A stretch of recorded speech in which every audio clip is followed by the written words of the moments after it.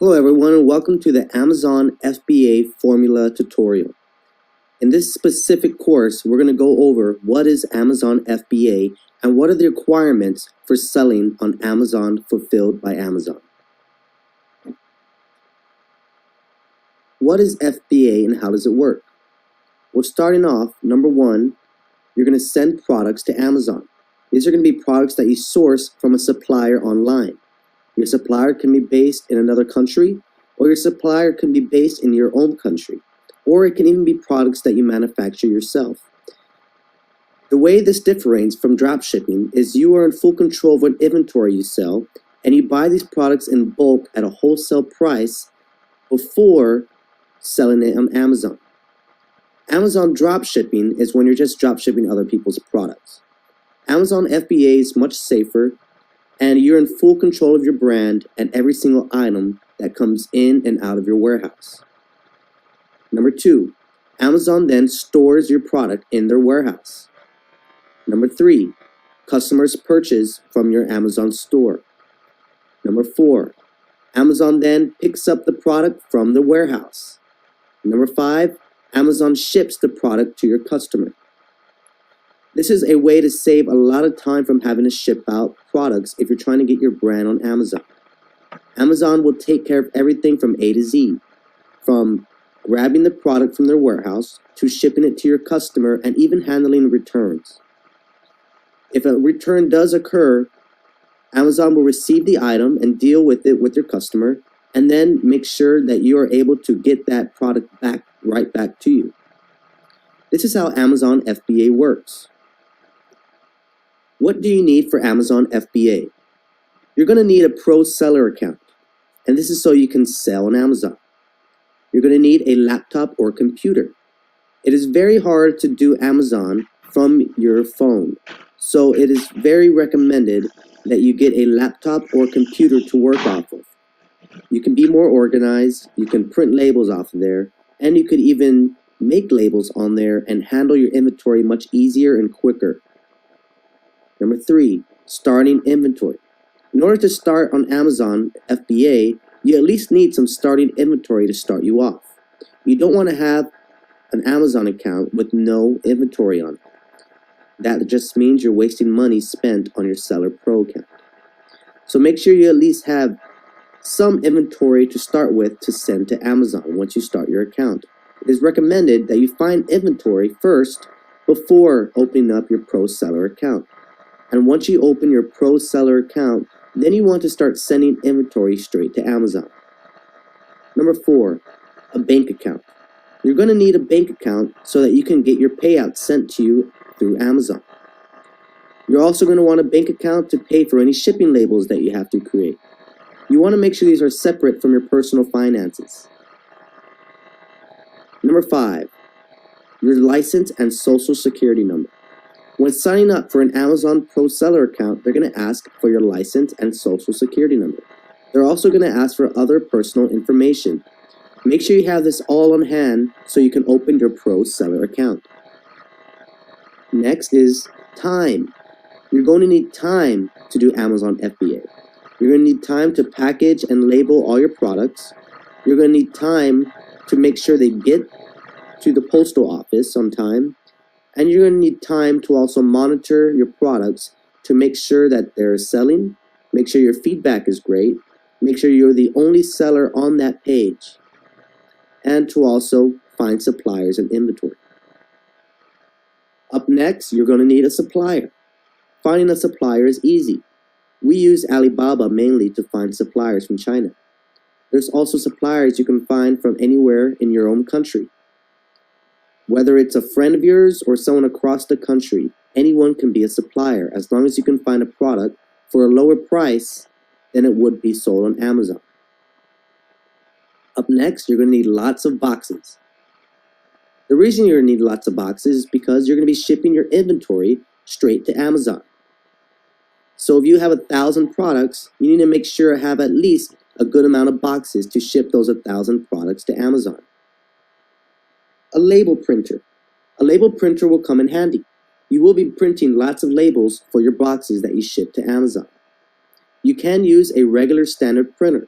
but we found that investing in a label printer will help you in the long run. Shipping materials. Make sure you have that ruler, tape, scissors, and boxes ready to ship your product straight to Amazon FBA. How do you succeed with Amazon FBA? Number 1, source new products and find new suppliers. This is how you're going to be successful against your competitors. Find products that no one has right now. Find products that no one is selling. Find new suppliers that no one is using. Make yourself different. If you differentiate from your competition, then you will be a successful seller. So always look for new products to source and always look for new suppliers to work with. Number 2, give great customer service. Make sure that your customer is always happy, even if you think they're wrong, because one bad feedback from them could make your store go downhill. You want to make sure your customer service is great. Amazon shipping out the products for you is already great.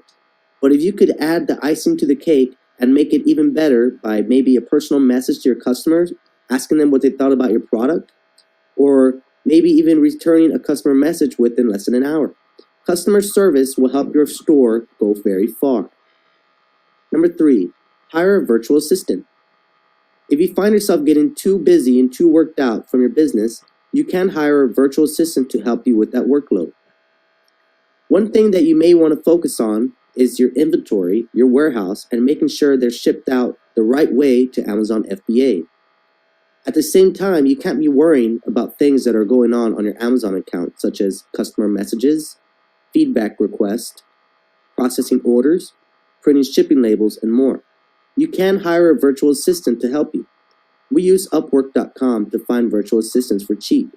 You can find a virtual assistant for anywhere between $3 and $5 online to do your work for you, and they are very experienced. Number 4, keep your metrics great. If you're able to keep your metrics great, then your account will stay open for a longer time. Making sure that your Amazon metrics are up will make sure that Amazon never shuts down your account. The longer you can keep your account in good running with good metrics, the longer you can sell on Amazon and the more money you can make. So you want to make sure to keep your metrics great on Amazon. Number 5, grow your empire. Source new products, find new suppliers, keep your customer service great, get your virtual assistants, keep your metrics up, and you'll be growing your empire in no time. The more products you're able to source, the more money you're going to make, and the more you're going to grow. We're now going to go over packaging requirements. Packaging requirements are requirements sent by Amazon. When you send your products straight to Amazon for them to ship out for you, they have very strict requirements on what type of products and packages they want to receive. If you ship a package out to Amazon without reading their requirements or adhering to the requirements, they will gladly send that package right back to you. So these are the package requirements set by Amazon. Any FN SKU you can use on a unit must be unique and must correspond to one unique product. For example, each assortment type, such as size or color, must have a different FN SKU. An FN SKU is an SKU number that Amazon uses on their platform. If you have a red ball and a blue ball, each ball has to have a different barcode. You cannot use the same barcode on both different products because one is red and one is blue. If you have 1,000 red balls, then those 1,000 red balls will all have the same FN SKU, aka barcode. Each unit must have an exterior scannable barcode or label, which includes a scannable barcode and the corresponding human readable numbers. That is easily accessible. So in other words, what they're saying is every single product that is shipped out to Amazon has to have a barcode on it. Whether the barcode is printed on the actual product or stuck on a label outside of the poly bag, every single product must have a barcode that is scannable and human readable. Your barcode must be able and be large enough to be scanned by a machine, and the numbers have to be large enough for a human to read them. Make sure that your barcode is not blocked as well. If you're using a poly bag, make sure that is see-through so the Amazon workers can scan your barcode through the bag. Amazon workers will not go through your packaging to find your barcode. Remove, cover, or render unscannable any existing scannable barcodes on the outside of shipping boxes. For example, cover existing barcodes with opaque tape or use a black felt tip marker to render the barcode unscannable. This prevents the incorrect barcode from being accidentally scanned during the receiving process. If you're sending a product to Amazon, but you have your own barcode, make sure you cover the existing barcode, or use a black felt tip marker to render the barcode unscannable, which means just scribble over the original barcode and put your barcode on it. You do not want the wrong barcode on your product. You want to make sure that is your specific FNSKU barcode. Sending loose products to Amazon. If you're going to send loose products to Amazon, such as these wires or vacuum belts or stuff that is single packaged and loose, each unit, including multiple volume book sets, must be contained within a single secure package. Amazon does not accept units that would require Amazon to assemble multiple pieces. For example, wheelbarrows where the handle and legs are separate but are sold as one piece. Amazon will not put together your products for you. If you have a product that is in pieces and needs to be put together, you need to make sure they are all packaged as one piece. Units that are not contained in secure packaging, like loose sleeves or pouches, must be bagged or secured with a non-adhesive band or removable tape.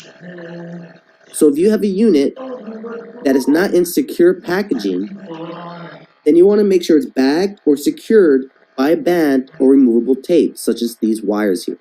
You'll see that they are secured by the tape, the band, and the wiring. Footwear, regardless of material, must be packaged with no shoe material exposed, either in shoebox or in poly bags with a suffocation warning. If you are shipping shoes to Amazon, none of the shoe can be exposed to the air. You need to make sure they are in a box or in a poly bag with a suffocation warning. Sold as a set. Units that are sets, for example, a NASCAR set of 6 unique Hot Wheels cars sold as one unit, must be marked as sets on their packaging. Add a label to the unit that clearly states that the products are to be received and sold as a single unit. For example, sold as set, ready to ship, or this is a set, do not separate. So, if you are sending a set of products to Amazon, make sure they are packaged together and make sure you write on there sold as a set, or ready to ship, or this is a set, do not separate. This is how you prep products sold as a set. You do not want to send 20 boxes to Amazon. You want to put those 20 boxes in one large box and then put a notice that this is a set, do not separate. The left is not permitted, the right is permitted. The right has units clearly labeled as a set and sealed so they cannot be separated. This is the correct way to mail out a package to Amazon, not this way over here. If you're sending books as a set, do not send them opened, unpackaged, and unlabeled. You need to make sure that they are like this: packaged, sealed, and labeled. This is a set, do not separate. Because if you do not put this, if one of these books falls out, Amazon will not care. Box units. This is one of the most common units that will be shipped to Amazon. If you are shipping a box unit to Amazon, make sure it's 6-sided. The box must have openings or a lid that will not easily open on its own. If the box can easily open on its own, use tape, glue, or staples to keep it closed. The box must not collapse when medium pressure is applied to any of the sides. If the box unit has perforated sides or openings, the product must pass a 3-foot drop test, consisting of 1 drop on each side and 1 drop on a corner. If the product does not pass the drop test, it must be placed in a poly bag with a suffocation warning. And this is something very true that Amazon workers do. They do complete drop test on every single product that is boxed. A drop test is where they really will go into a ladder that is 3 foot tall, and they will drop the product to the floor. If the product does not survive the fall, they will ship back the rest of your products to you. Polybagged units. This is another famous way of sending products to Amazon. A polybag is really just a plastic bag containing your product. If you decide to send your product in a polybag, these are the rules you have to adhere by. Polybags with a 5-inch opening or larger must have a suffocation warning, either printed on the bag or attached as a label. Failure to apply a suffocation warning may lead to the items being rebagged. For example, warning: to avoid danger of suffocation, keep this plastic bag away from babies and children. Do not use this bag in cribs, beds, carriages, or playpens. This bag is not a toy. So this is an example suffocation warning that you want to put on your poly bag if it is more than 5 inches large. In order to do this, you will have to print labels or make sure the bags have pre-printed warning labels on them to avoid suffocation. If your bags do not have suffocation labels, then Amazon will be forced to label them themselves, and then they will charge you a very hefty fee for doing so. The warning should be printed or placed in a prominent location and in legible font size for the size of the bag. Print size of this warning should conform to the following table. If the bag length is 60 inches or more, then the minimum print size should be 24 points for that bag. This is more for the designer of the label that you are putting on your products. If your bag has less than 29 inches of length, then you only need a 10-point font on that warning label. The thickness of the bag must be at least 1.5 mil, a thousandth of an inch. If you go on Amazon, they have bags and poly bags specifically shaped for Amazon FBA. They include the warning label printed on them, and their thickness is exactly 1.5 mil.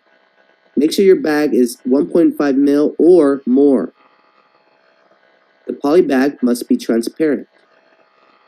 The poly bag must have a barcode or X100 label that is scannable through the bag, or have an X100 or ASIN label on the outside of the bag. Again, if you are shipping with a poly bag, make sure your barcode is either labeled on the outside or printed on your product. They will be grabbing these poly bags and scanning through the bag. Poly bags must be completely sealed. Make sure your poly bag is sealed from your products. You do not want anything falling out, and if they are open when Amazon receives them, they will send them back. The poly bag or shrink wrap must not protrude more than 3 inches past the dimension of the product. So the bag you choose can't be too large. If it's 3 inches past the dimensions of the product, they will send it back. Note: highly scented products such as candles must be sealed or bagged to prevent the absorption of scent into other products.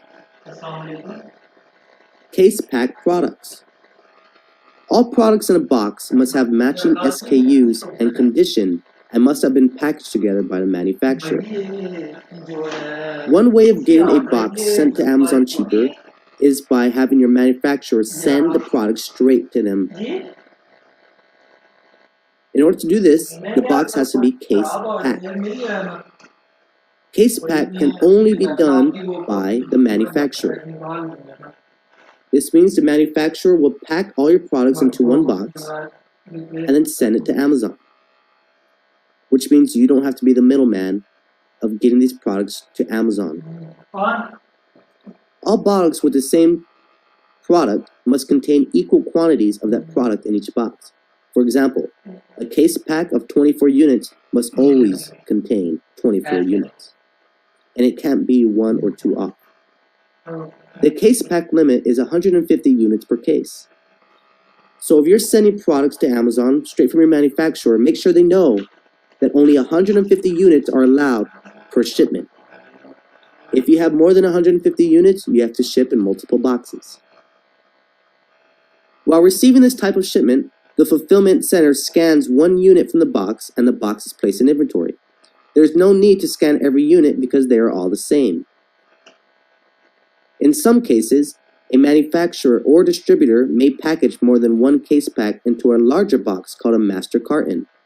Master cartons do not qualify as a case pack and must be split at the appropriate case pack level.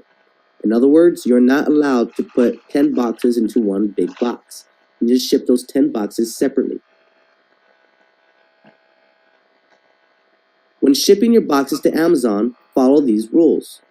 If you're shipping an individual item, you can ship multiple variations of it in one box. If you're shipping a case pack product and they are all the same item, then all the products in that box must have the same barcode and SKU. You can't mix and match. Expiration dates. Products that expire must include the expiration date on the master carton in 36-point or larger font and on the individual units. Lot numbers alone are insufficient. So if you're selling something that expires, such as food, the expiration date has to be seen in a 36-point or larger font. Products that expire and are contained in packaging that requires additional prep, such as glass jars or bottles, must be prepped to ensure that the expiration date is accessible for Amazon associates during the receiving process. So make sure that it is in 36-point and is highly visible to Amazon if you have an expiration on your products. Marketing materials. Amazon will not accept marketing materials such as pre-priced labels, pamphlets, price tags, or other non-Amazon labels. Do not include extra things to your products. Amazon will throw them away. One thing you also don't want to do is include any type of marketing inside of your product, even a business card or something that leads to your own website. That is against Amazon rules. Safety. Use safety knives with covered blades when packing products. This helps prevent sharp objects such as blades from being accidentally left in boxes and potentially injuring an Amazon associate or Amazon customer. So once you are ready to ship out your products to Amazon, make sure you choose which specific way you want to ship it first. We recommend doing the easy way, which is polybags or case pack products, or even individual pack products. We do not recommend having your supplier ship out the products for you unless you have a running relationship with them and already know what product is being sent. You want to make sure you're able to review each product one by one that you receive, because if you send a broken item to Amazon and they ship it out, you will get bad feedback, and this will count against your metrics. This is how you pack and ship your products and get them ready for Amazon. In the next tutorial, we're going to go over other ways of being a successful Amazon FBA seller.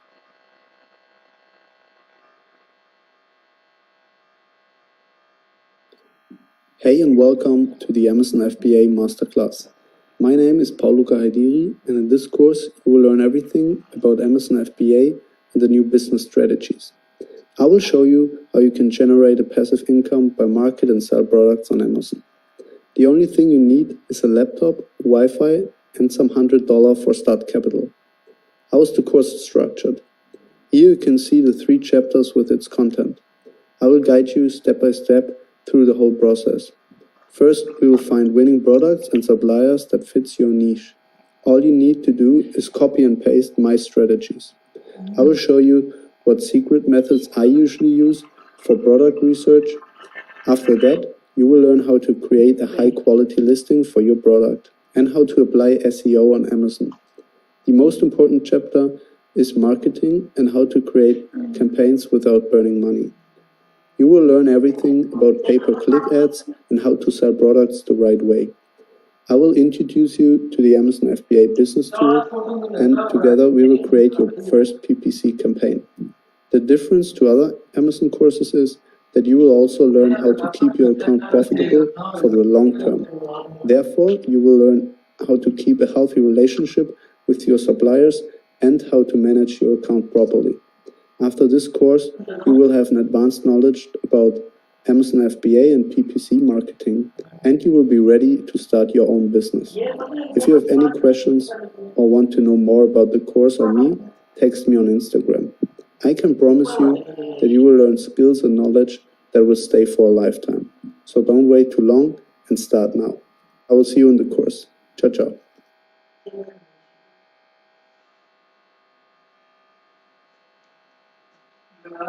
Setting up your Amazon account. In this tutorial, we're going to go over how to set up your first Amazon Pro seller account. First things first, you're going to want to make sure you have your driver's license on hand, your social security number on hand, and any tax information and any other information such as your address and phone number on hand to be ready to sign up for this account. Once you're ready, you're going to go to Google and type in sell on Amazon. Now the link is going to be the first one here. Do not click on the ads. It's going to be the first one here. It's Amazon.com. Sell online with selling on Amazon. Now this is the page you're going to see right before becoming an Amazon seller. You'll see that it costs $39.99 a month plus additional selling fees. Additional selling fees are going to be the fees that are taken out of every sale you make, which is not much. And you start building your listings around those fees as well. So you're going to want to click on Start Selling.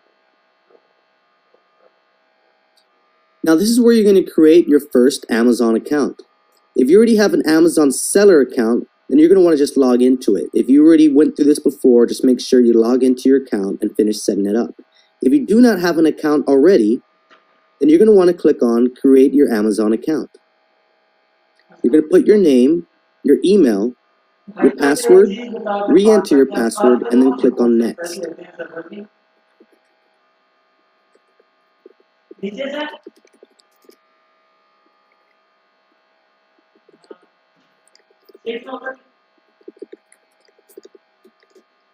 Now once you put in your information, click Next, and you're going to go through with putting in all your other personal information. Once you finish putting in your personal information, Amazon is going to review that information and then send you an email whether you're accepted or denied.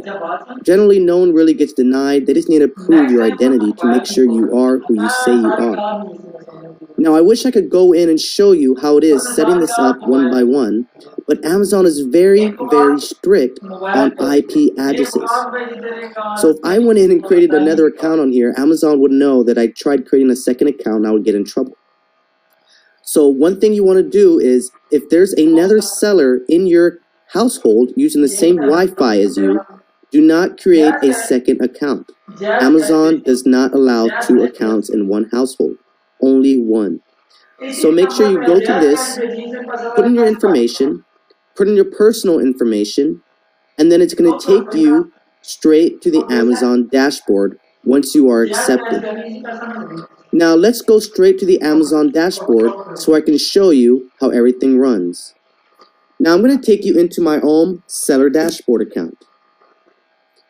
Again, once you get accepted for Amazon, you're going to be able to go straight to this seller page, sign into your account, and get right in.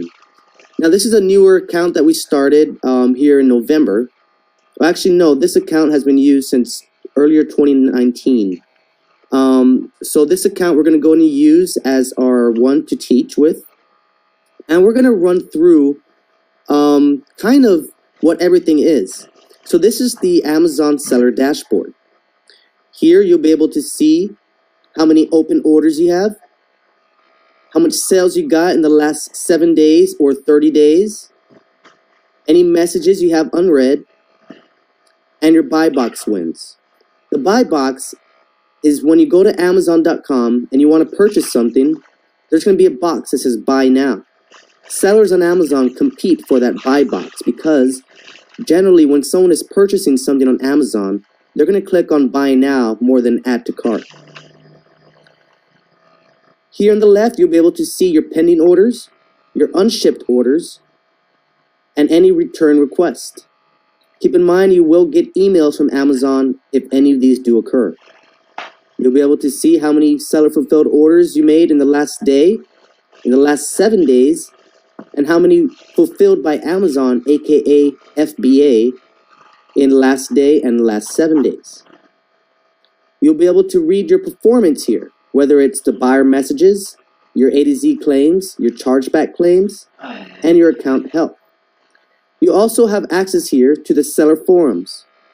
This is where other sellers come together to answer questions for other sellers. If you have any questions or want to talk with other sellers, feel free to use this forum here to get some answers. You'll get your Amazon notifications here, such as this FBA and referral fee changes that are coming in February. Your Amazon news here, and the Amazon selling coach here. This Amazon selling coach is going to help you make your account more successful. Amazon will give you some tips on making a better account, such as don't run out of stock. It's a whole video on not to run out of stock. Your pricing. There's videos on price matters. Your growth with Amazon. You can show recommended products from different brands. Your advertising.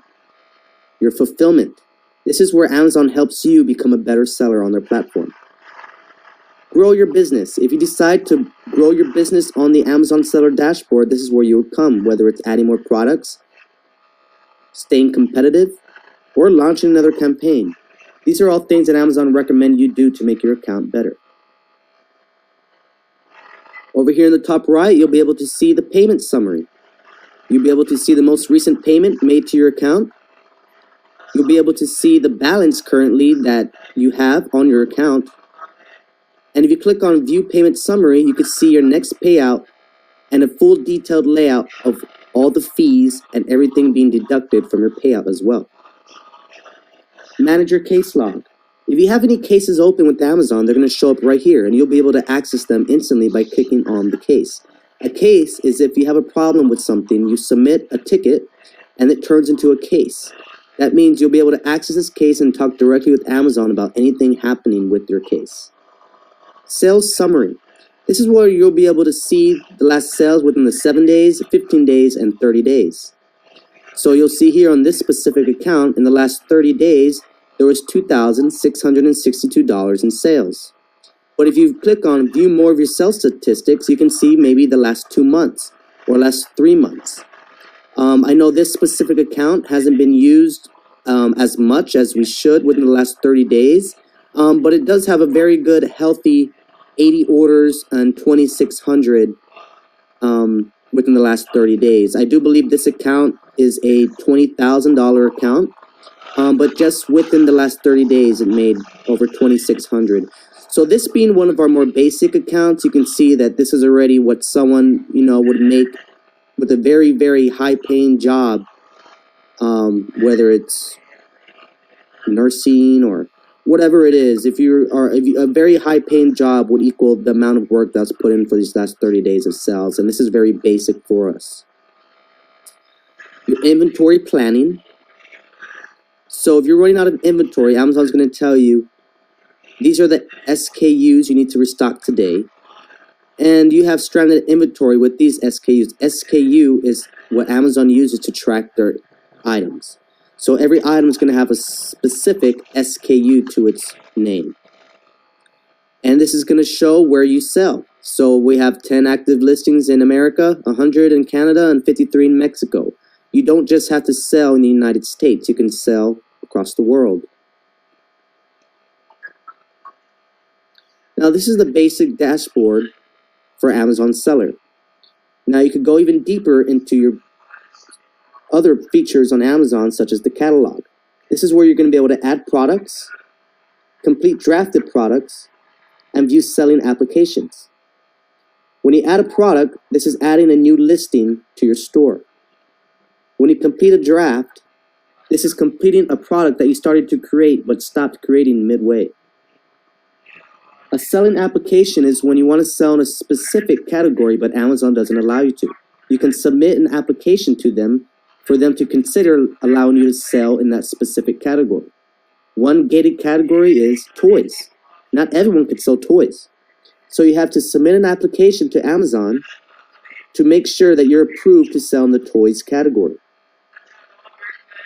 Inventory. This is where you'll be able to manage your inventory and see the listings that you have. You can manage your inventory here, manage your FBA inventory if you have any. You can do inventory planning. This is more for FBA. You can add a new product, which is the same as here as adding a product under their catalog. You can add products via upload, such as if you have a CSV file, you can upload your products that way. You can get inventory reports to see what your stock count is on all your inventory. You can sell globally. This is where you'll be able to activate the Mexico and Canada stores and even the UK stores. You can manage your FBA shipments here. This is if you're shipping a shipment out to Amazon with your FBA products. This is where you'll be able to manage those shipments and see where they are. You can upload and manage videos here. This could be for your listings, and this is where your videos will be played so that Amazon can review them as well. Pricing. This is where you'll be able to see your pricing health on your products, your pricing dashboard, manage your pricing for your items, fix a price alert, automate pricing, and see your feed discounts. Pricing health is showing you the different products that you have and their price. It'll show you your competitors' prices as well. It'll show you the health of an item and how often you change the pricing and how you shouldn't change the pricing so often. View pricing dashboard. This is going to take you to the dashboard where you're able to see everything such as the pricing health. Manage pricing. This is where you can manage the pricing for all your items. Fixing a price alert. If Amazon sees a disturbance in your pricing on one of your items, such as a drop, whether it's more than $5 or $1, they will give you an alert saying this item just dropped to this price. This is where you're able to see those alerts. Automate pricing. This is where you'll be able to tell Amazon, hey, if someone bids against me 1 cent lower than my bid, then I want you to go in and bid 2 cents lower than that bid. You can make Amazon do this work for you. And this is an amazing new feature that they offer on the Pro Seller account. Feed discounts. This is where you'll be able to get discounts, if eligible, on some of the fees that Amazon charges, such as FBA fees and seller fees.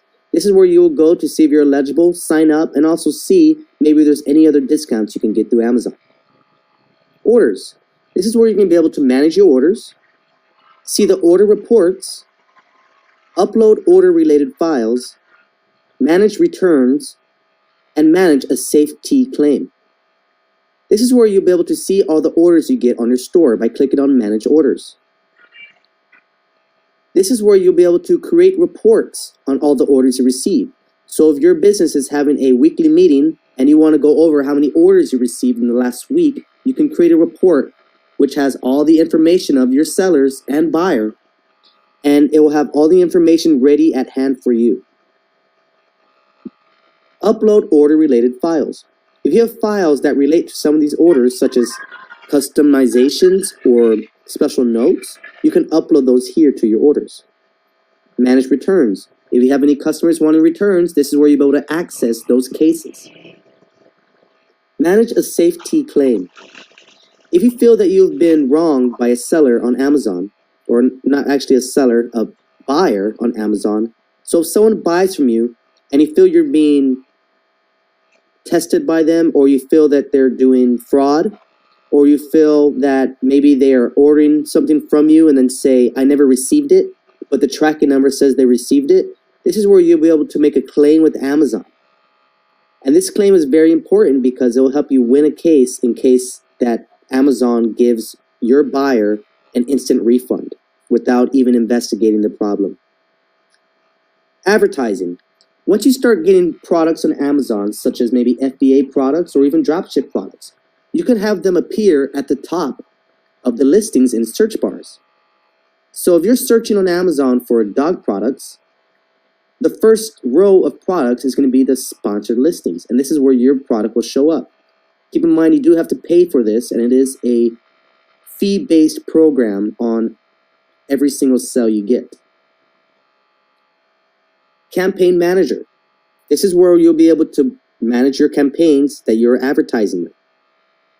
A+ Content Manager. This is going to make sure that the content on your listings are very good and A+. This is going to run through your listings and help you manage those as well. Early Reviewer Program. This is a program that Amazon offers that allows you and a customer to work together for you to get more feedback on a new product you are selling. Amazon will offer a refund to your customers, whether it's $5 or $6, just for them to review your product. This is a deal you can make with Amazon. Keep in mind it is a paid program. Vine. Now this is exactly what it sounds like. This is the Amazon Vine. This is a new feature that they just opened on Amazon. And if you look into it, you could see what Amazon Vine is.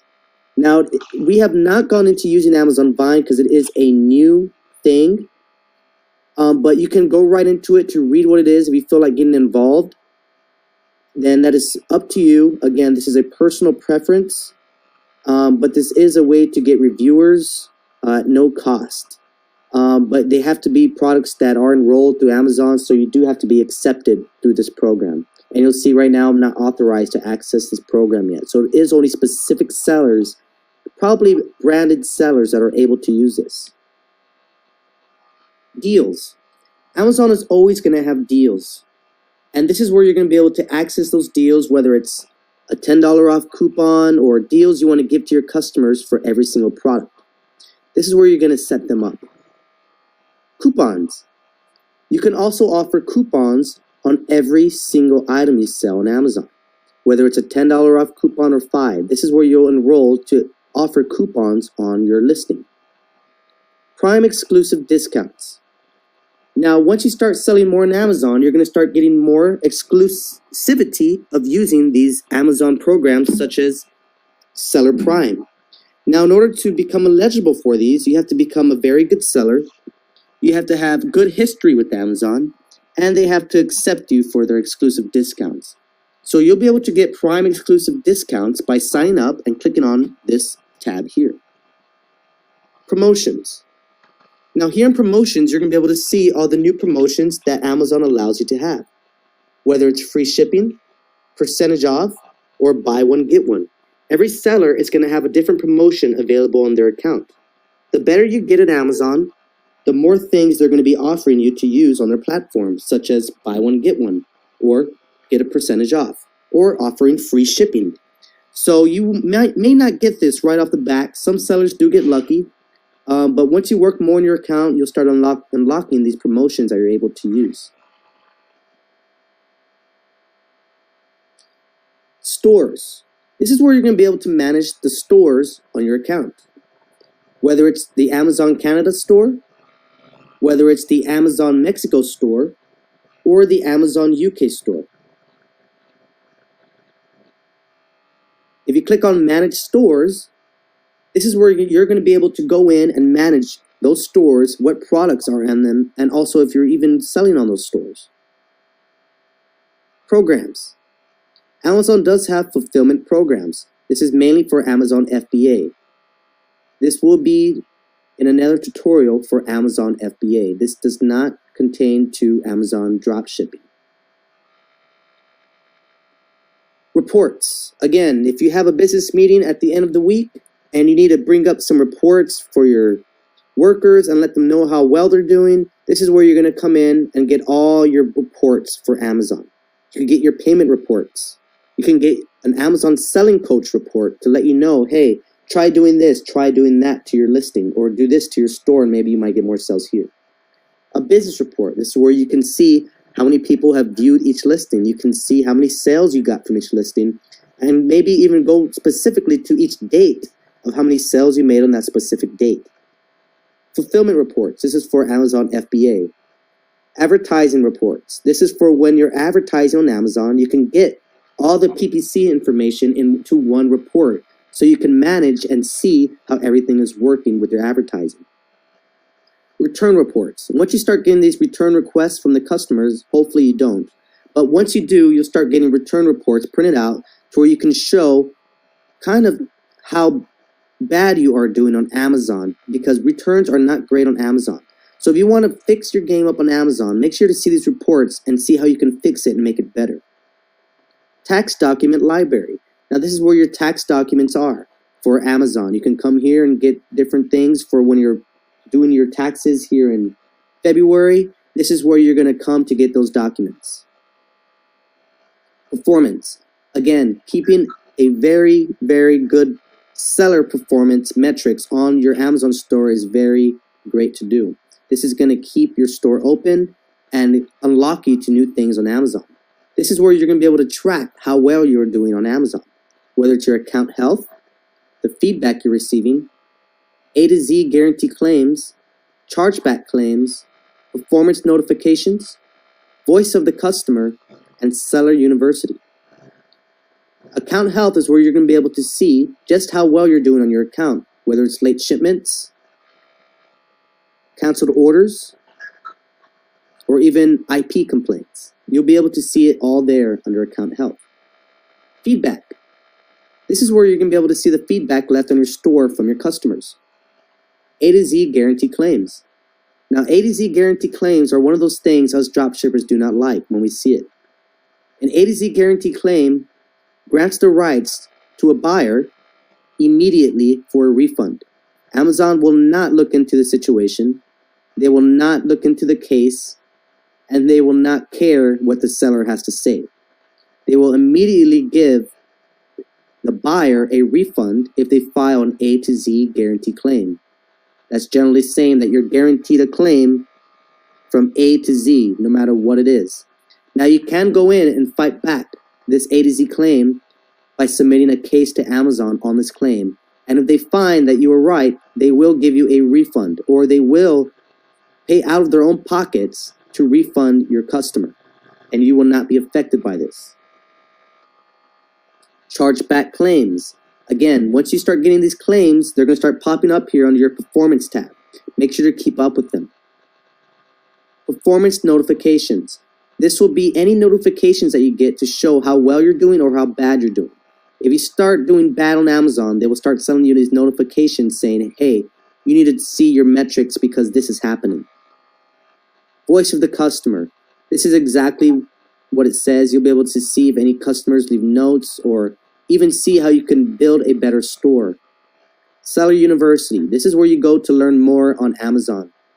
So if you're looking to go deeper into learning how to use the Amazon system, feel free to go into the Seller University and watch the videos they have there. Apps and services.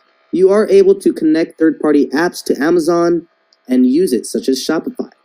So this is where you're going to be able to discover apps, manage your apps, explore the services, and also even develop apps here on the Amazon platform. So now that we have our whole dashboard here in front of us, we know exactly what all these tabs are going to get us. We should be ready to sell now and start using this platform.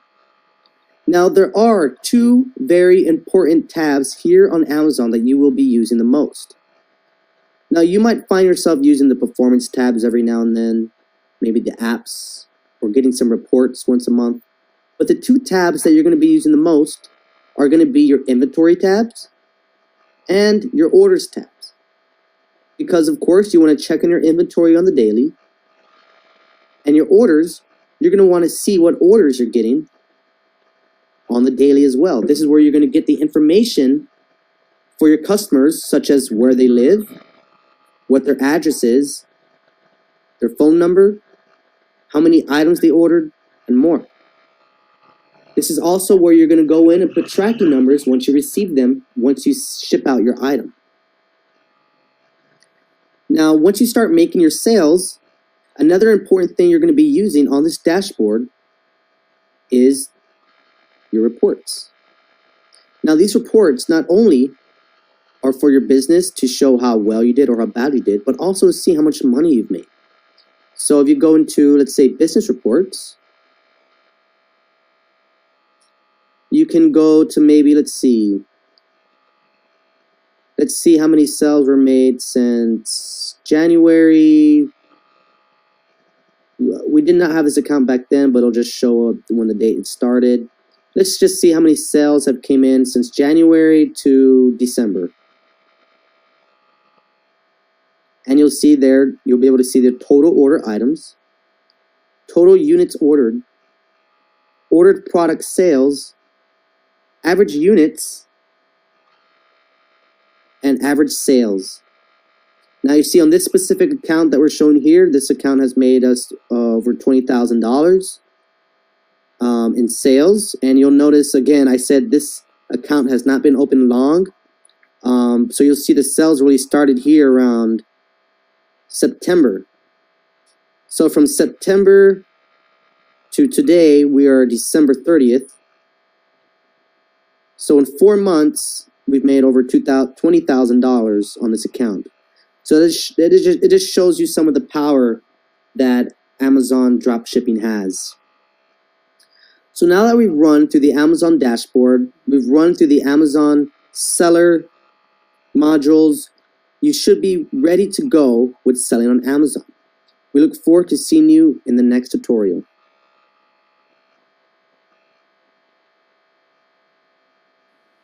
Finding a supplier for your new FBA business.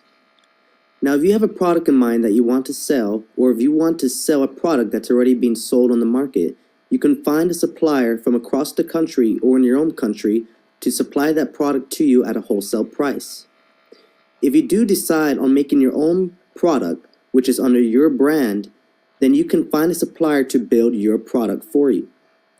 If you find a product that is selling well on Amazon and want to sell it, then you might be able to get in touch with that specific manufacturer and get those products at a discounted rate. I'm going to show you how to find a supplier online, connect with a supplier online, and get your products sent to you from other countries. The main supplier that we use for FBA is Alibaba.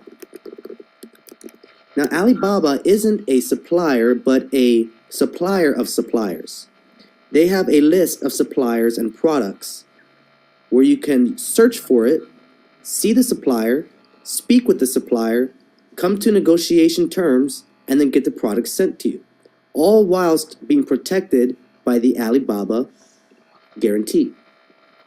Alibaba will protect your orders, protect your payments, and help you communicate to other countries and other suppliers in other countries, as well as your own. Now, let's say that you're trying to sell a product that you are trying to create yourself.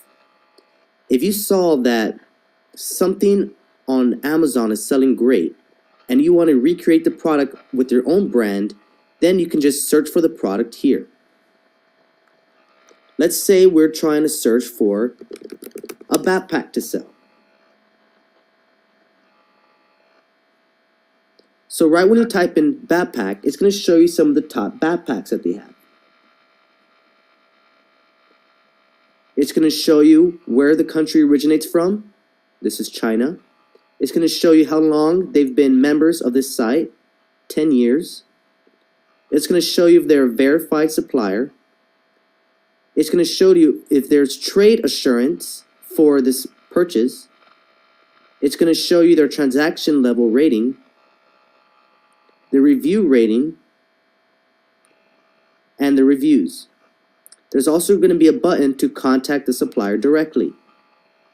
Let's say you want to sell this business laptop backpack.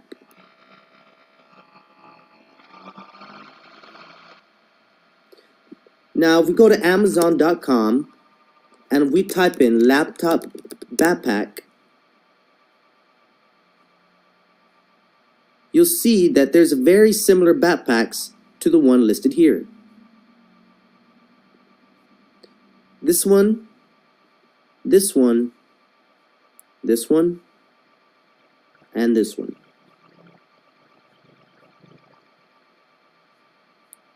And that looks about it on the first page. You might find something more similar as you go down. Oh, here we go. So I found the exact backpack on Amazon being sold here. You see that little slit in the middle? Is this one right here. The only difference is this company put their logo on it. This is looks like it's Copac. They just put their logo here on the backpack. Now what you can do is you can sell the same exact backpack but with your logo, and it's 100% acceptable. It's going to be your branded backpack. Now you'll see these backpacks are selling for $25.99. You'll also see that there's a ratings of 2,787. There's over almost 3,000 ratings on this backpack. That shows you that this backpack is selling a lot. And since the price is $25.99, you can look back here and see that the cost here for even 2 to 50 pieces is $6.30 a piece.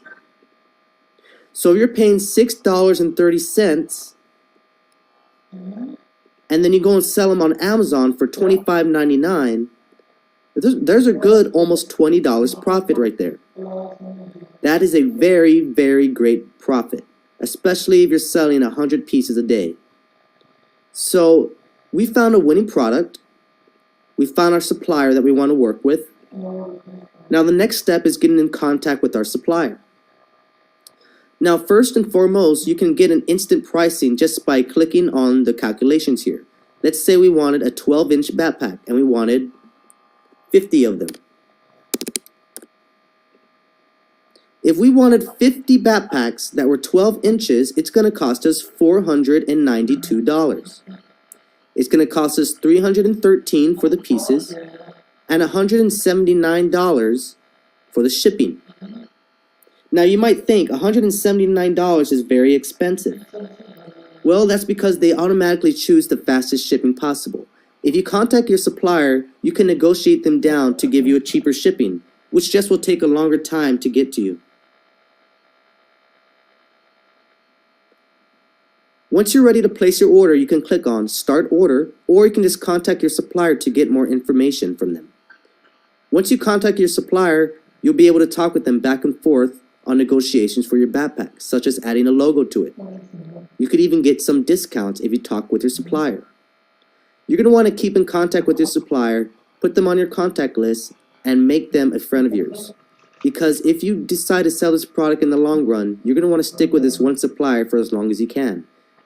Prices will get cheaper, and they'll start giving you more free things, as well as the relationship between you both will help you both become successful.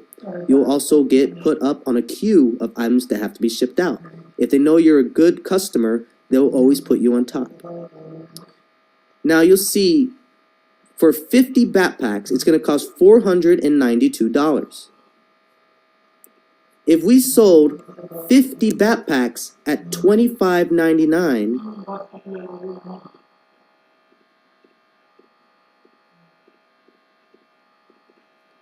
we would make $64,975. Now let's make sure that math is right. 50 backpacks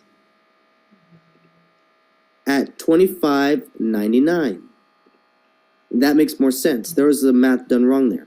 So you'll see $1,299 made from 50 pieces.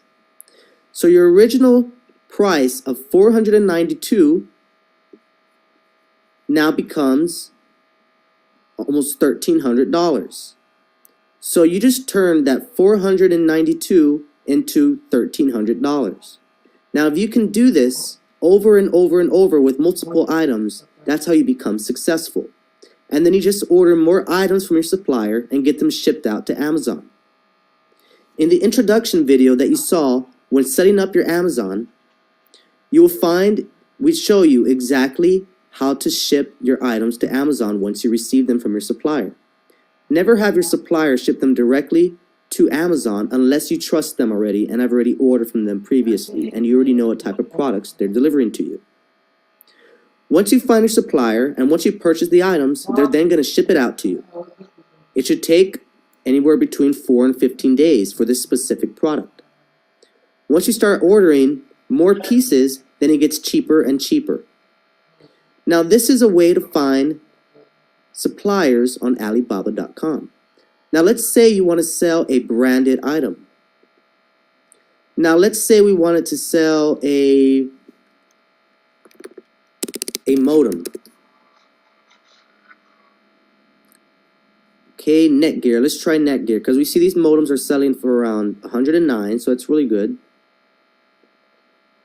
Now let's say we want to sell this product, but you're having trouble finding it. Well, of course you're not going to be able to find a branded product on Alibaba. But what you can do is go to Google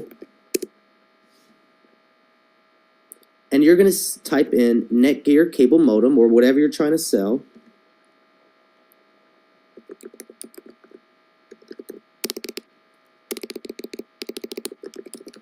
And just type in the word wholesale.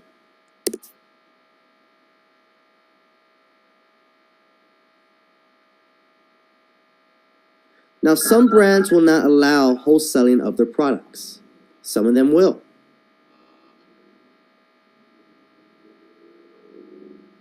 Now, here I found a website called Region Supply.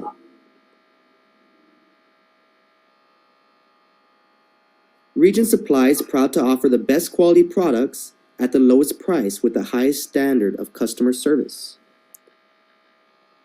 So they do sell modems, and I do believe that they are selling them at discounted.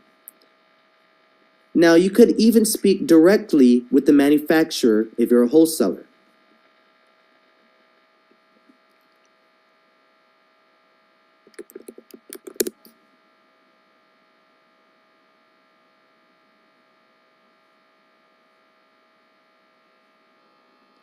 And the more famous the brand, the more tougher it's going to be to find the manufacturer.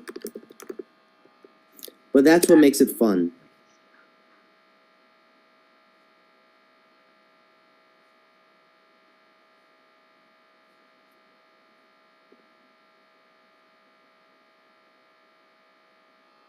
So this is the official Netgear website.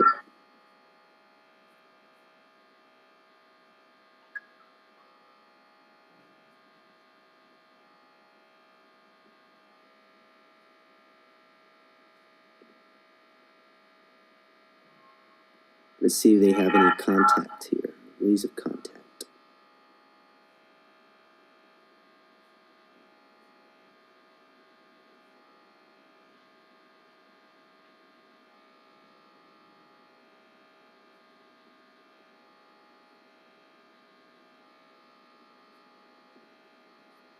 So you can contact their support, or you can contact their company directly to get the information for whoever wholesales or is the manufacturer of their products. Once you find a manufacturer of the product, then you can reach out to them and see if they will allow you to purchase their products in wholesale pricing.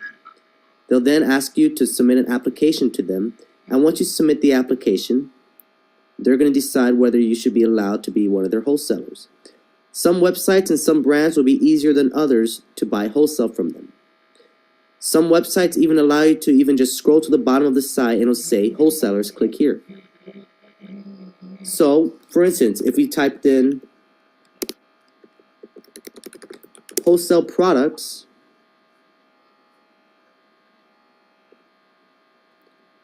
we can just run through the Google searches and find brands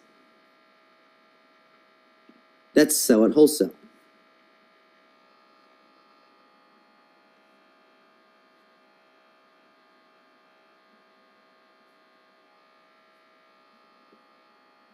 So this is a wholesale directory.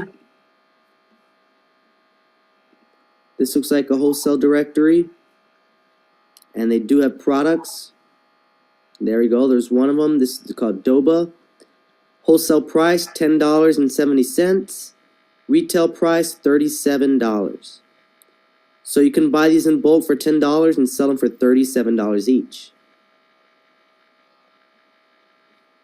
It really just takes a Google search or using Alibaba.com to find the products that you want to source for your Amazon FBA business.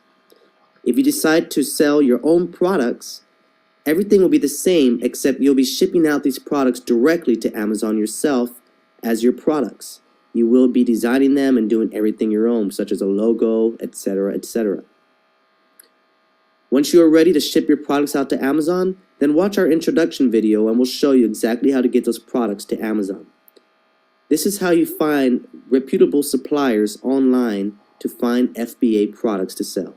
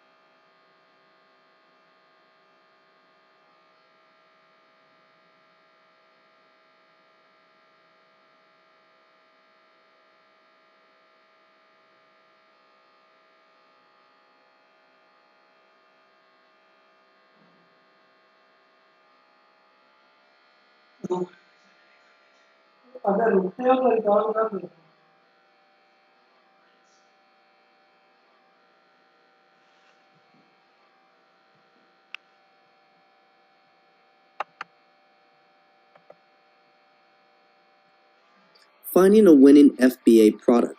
This is one of the most important lessons in Amazon FBA, because without a successful product, you will not have a successful store. And unfortunately, if you find a product that is not successful, you'll be stuck with it at your house or warehouse for a long time. What we try to prevent is having inventory that is non-sellable, because there's nothing else you could do with it than sell it cheap or give it away. So we want to make sure that every product that you get is going to be a surefire winner. So in order to find winning products, we need to think of what you want to sell. One thing with Amazon is that you don't want to sell generally what you love, but generally just with what makes money. If you're starting your own brand, then of course you want to make something that you love. But at the same time, we're here on Amazon to make money. So when you're on Amazon, generally find what you want to search first, such as a product, or if you want to make your own product, and then search for it. Let's say we're trying to find dog stairs for cars. It's very unique, very niche. Not many people are selling them. And you'll see here they're going for $60, $85, $99, $60, $60, $90, $100, $50, $58. So you can see that there's a pretty good price on these dog stairs, anywhere between $60 and $86 right off the bat. So now what we're going to want to do is we found a product that we might want to sell. So we're going to go now to our suppliers on Alibaba and see if they have it.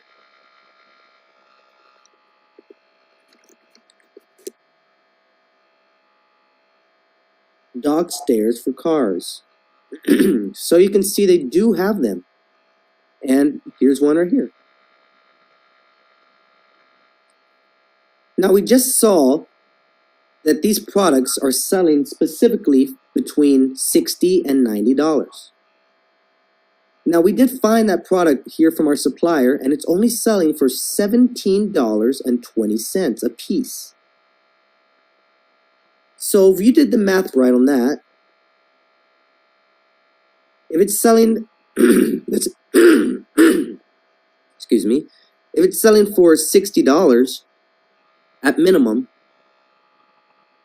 minus $17.20, that's a $42 profit. If you're selling it for $86 minus $17.20, that's a $68 profit per sale. If you're able to sell just 10 of these a day, that's $688 profit daily. If you're able to sell 10 a day for a whole month, then you would make $20,640. So this product has very high potential. So that's just one sample and one way of finding a winning product. You search for it on Amazon and then back search it on your supplier. Another way to do that, search on your supplier and then search for it on Amazon. Or you could even go on Amazon and look at their top sellers. Right here we can see best sellers. And of course, number one is his Star Wars Yoda. That's toys and games. Let's say we found something more simple, such as clothing maybe. So we can see that the number one seller right now in clothing is these high-waisted leggings. These leggings have over 14,000 reviews, cost $11.99, and come in many colors. So these are high-waisted leggings. Let's see if we can find high-waisted leggings.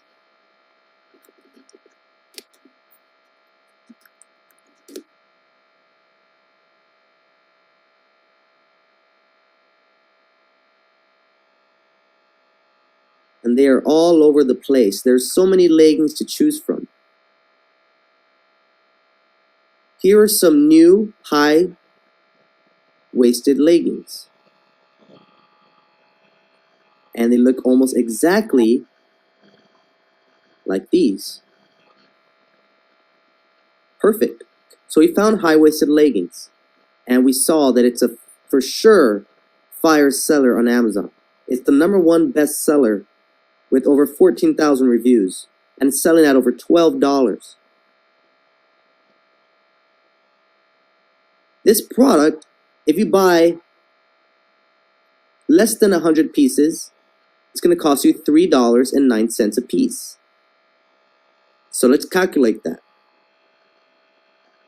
These leggings are selling for $11.99, so $12.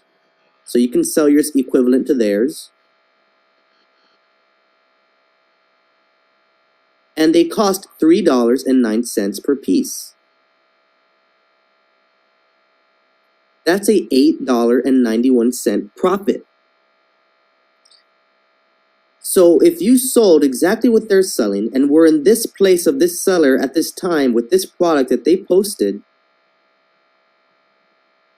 they have over 14,000 reviews.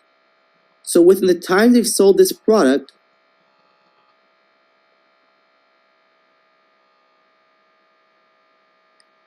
they've made anywhere around $124,000 on this one product. This is another for sure fire product. $124,000 on this one product. And maybe even more, since they're probably ordering thousands of pieces instead of 50. They're probably paying for as cheap as $2.69. So what I would do is I reach out to the supplier, negotiate my price, and order the products. Then I ship it out to Amazon to sell. This is how you find a winning product to supply and sell on Amazon via FBA.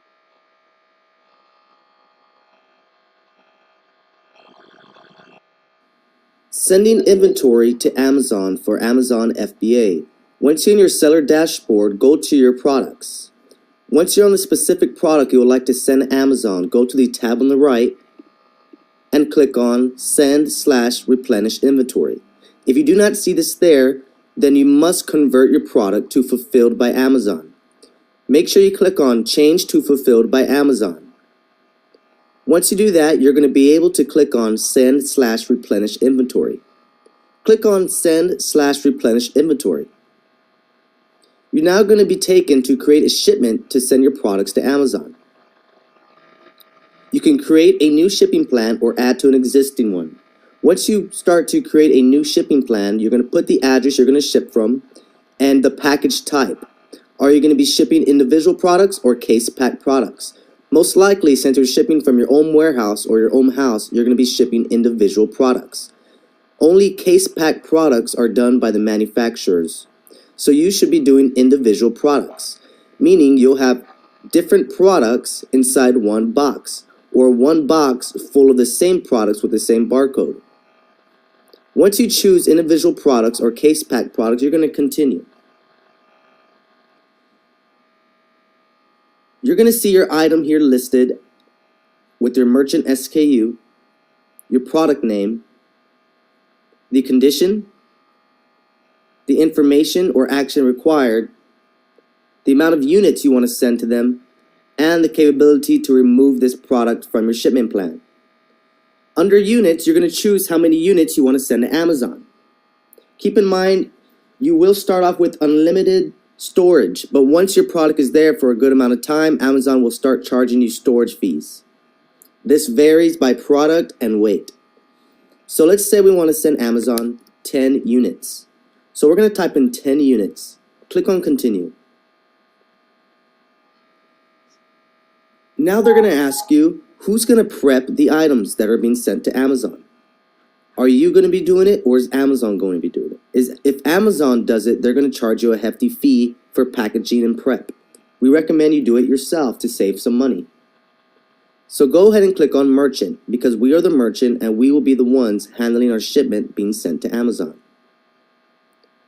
Up next, where it says Prep Guidance, you're going to go ahead and click on Choose Category. Choose the category that fits your product. If none of these fit your product, then you're going to click on No Prep Needed, because you will be doing the prep yourself and you do not require Amazon to do any special prepping for you. If you sold baby products, sharp products, glass products, small liquids, powders, then you would have to get a special category request from Amazon. Since this doesn't fit that specific niche, we're going to click on No Prep Needed. Click on Choose. Next, click on Continue. Now you're going to be adding the barcodes for your product. Go ahead and click on All Products. Once you're in All Products, it's going to show the products that already have barcodes, aka a FNSKU. If you do not currently have a barcode or UPC number for your product, it's going to put on Labeling Required. So once you're under here, you're going to choose who labels your products. Is Amazon going to label them for you, or are you going to label them yourself? We're going to go ahead and choose Merchant because we're going to do it ourselves. Number of labels to print. How many labels do you want printed for your box? 1, 2, or 3? You get to choose the number of labels you want to print. Since we only have one box we want to ship, we're just going to print one label. Once you put in the number 1 or number 2 or whatever number you're going to put for shipments, it's going to give you the label template right here with your label. Once you click on Print Labels for this page, it's going to make a mock-up of your label that is ready for print. This is a barcode or an FNSKU. Each one of these barcodes has to go on every single product. So you're going to want to make sure to print these barcodes out, whether it's with a label printer or a regular inkjet printer. And then you're going to want to place each label or barcode onto each separate product, one by one. You can put it on the actual product itself, or you can put it on the packaging around the product. If it is the packaging around the product, make sure that it is highly visible and that no other barcode is there. Once you have the label for your product, click on Continue.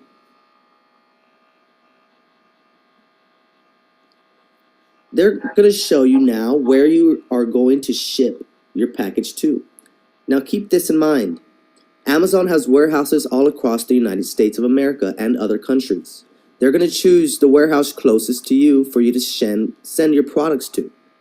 So you're going to package them with the box, place your products into them, label each product, and then put the shipment label on top of the box, and then send it to wherever Amazon tells you to. Once they show you where you're going to ship it to, you're going to have to approve it or decline it.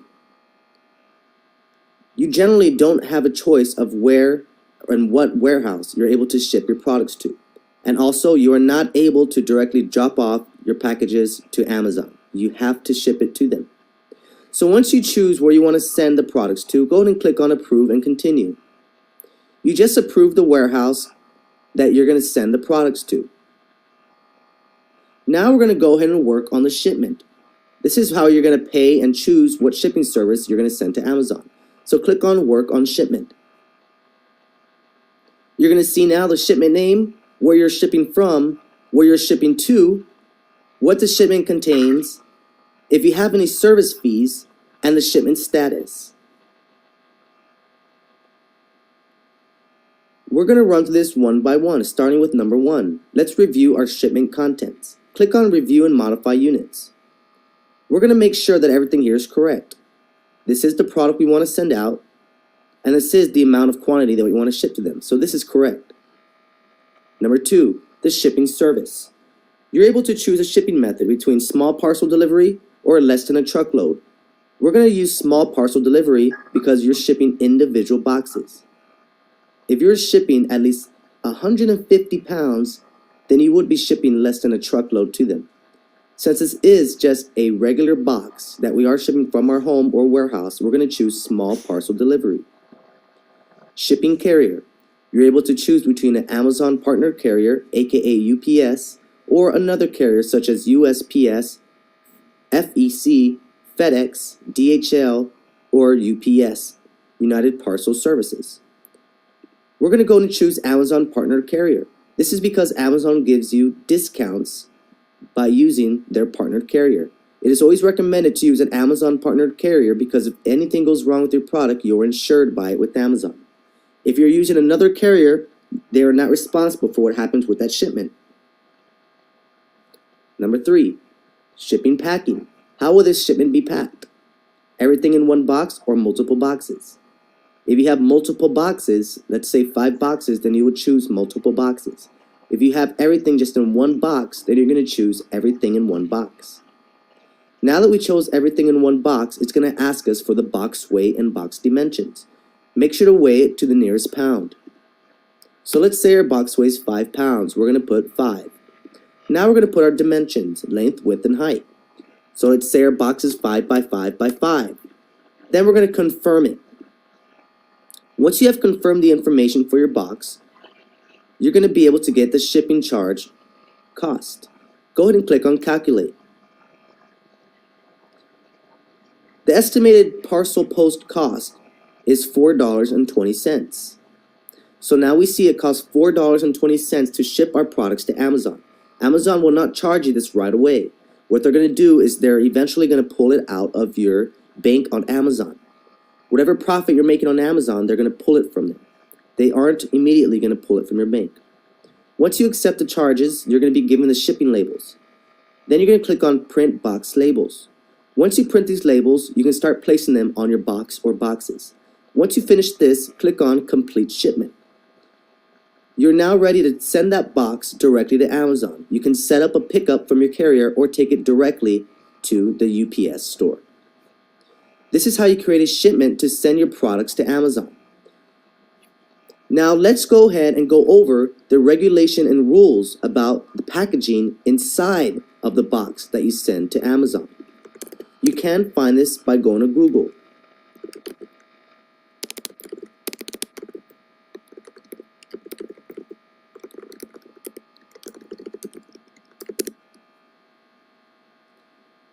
Packaging prep for Amazon FBA.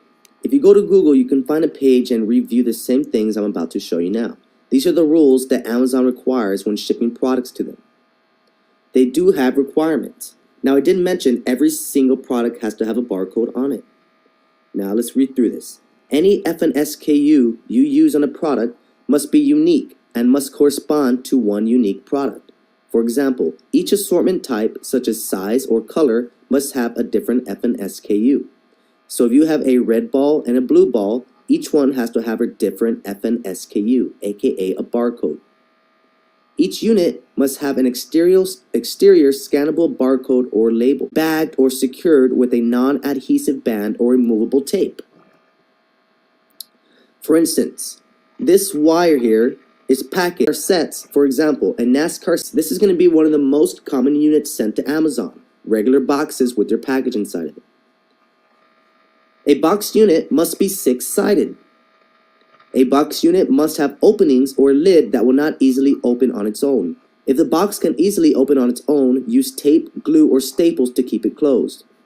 Your box must not collapse when medium pressure is applied to any of the sides. If the box unit has perforated sides or openings, the product must pass a 3-foot drop test, consisting of 1 drop on each side and 1 drop on a corner. If the product does not pass the drop test, it will be placed in a poly bag with a suffocation warning, and Amazon will charge you for them having to rebag your product. Now keep in mind, Amazon will do a drop test on your boxed product. They will go on a ladder that is 3 foot tall and drop your product multiple times to see if it survives the drop test. If it survives the drop test, then they will continue to move forward with putting your products onto their store. Polybagged units. Polybags used to protect units must meet the following requirements. Polybags with a 5-inch opening or larger must have a suffocation warning, either printed on the bag or attached as a label. Failure to apply a suffocation warning may lead to the items being rebagged, and again, Amazon will charge you if that happens. The warning should be printed or placed in a prominent location and in legible font size for the size of the bag. It depends on the size of the bag on what point of print to use on the bag. If your bag size is 60 inches or more, then you're going to want the minimum print size for your suffocation warning to be 24 points. This is mainly for your graphic designer or wherever you're getting the suffocation warning from.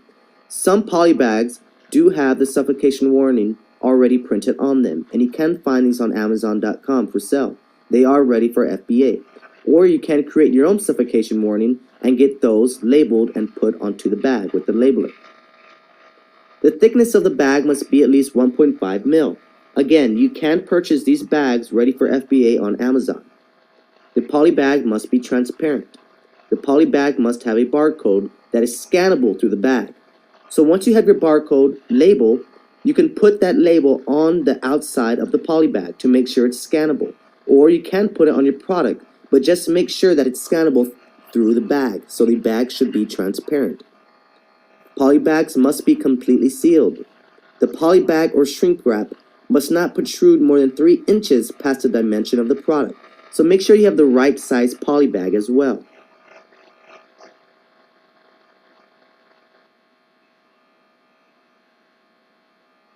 Case pack products. This is mainly if your manufacturer is sending the products for you to Amazon. Only manufacturers can send case-packed items. A regular seller cannot send case-packed items. Only your manufacturer can. A case-packed item is a box full of your packaged products that is sent directly from the manufacturer to Amazon. All products in a box must have matching SKUs and condition and must also have been packaged together by the manufacturer, as I said. All boxes with the same product must contain equal quantities of that product in each box. For example, a case pack of 24 units must always contain 24 units.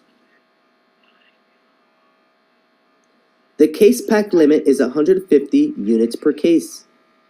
While receiving this type of shipment, the fulfillment center scans 1 unit from the box and the box is placed in inventory. There is no need to scan every unit because they are all the same. In some cases, a manufacturer or distributor may package more than 1 case pack into a larger box called a master carton. Master cartons do not qualify as a case pack and must be split at the appropriate case pack level. This is how you do case pack products here on the right. Again, will be from your manufacturer. This is how you pack individual items. Each box must contain 1 or more products of varying quantities and conditions. This individual item packaging is going to be the most common packaging you're going to use with Amazon FBA. If your product is a liquid or contains expiration dates, you need to make sure to point this out to Amazon. Products that expire must include the expiration date on the master carton in 36-point or larger font and on the individual units themselves. Lot numbers alone are insufficient. Products that expire and are contained in packaging that require additional prep, such as glass jars or bottles, must be prepped to ensure that expiration date is accessible for an Amazon associate during the receiving process.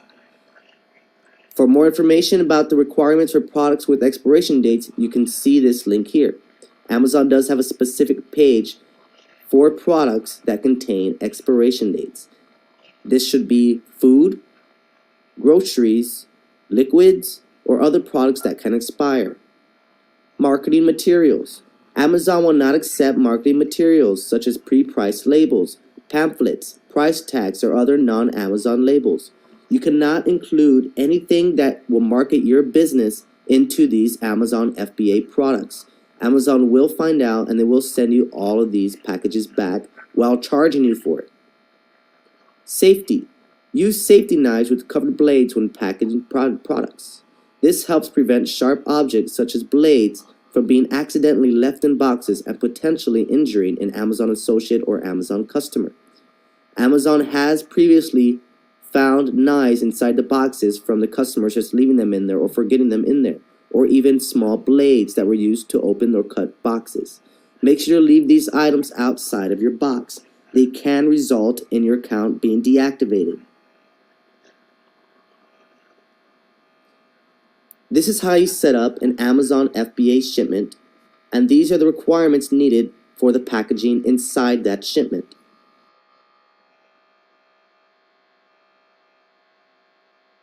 Adding a new Amazon FBA product to Amazon. Once you're on your Amazon seller dashboard, scroll over Inventory and click on Add a Product. Once you're ready to add your product to Amazon, you're going to go ahead and put in the pre-existing UPC number, or if you're creating a new listing, then you're going to click on this right here to create a new product listing. Choose the category of what you would like to sell in. Keep in mind, some Amazon categories are gated, and you can find that here by seeing what is gated and what is not gated on your specific seller account. Some sellers will have more than others, and some will have less than others. We're going to go ahead and sell in the clothing, shoes, and jewelry department.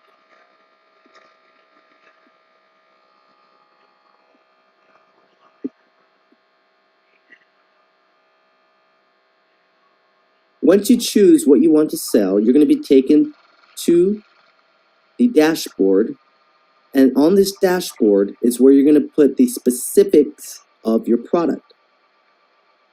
Start off with your product name.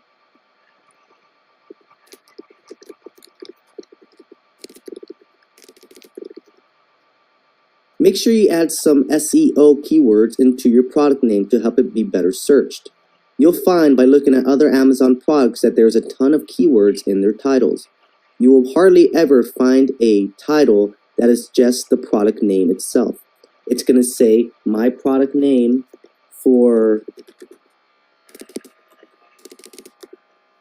Christmas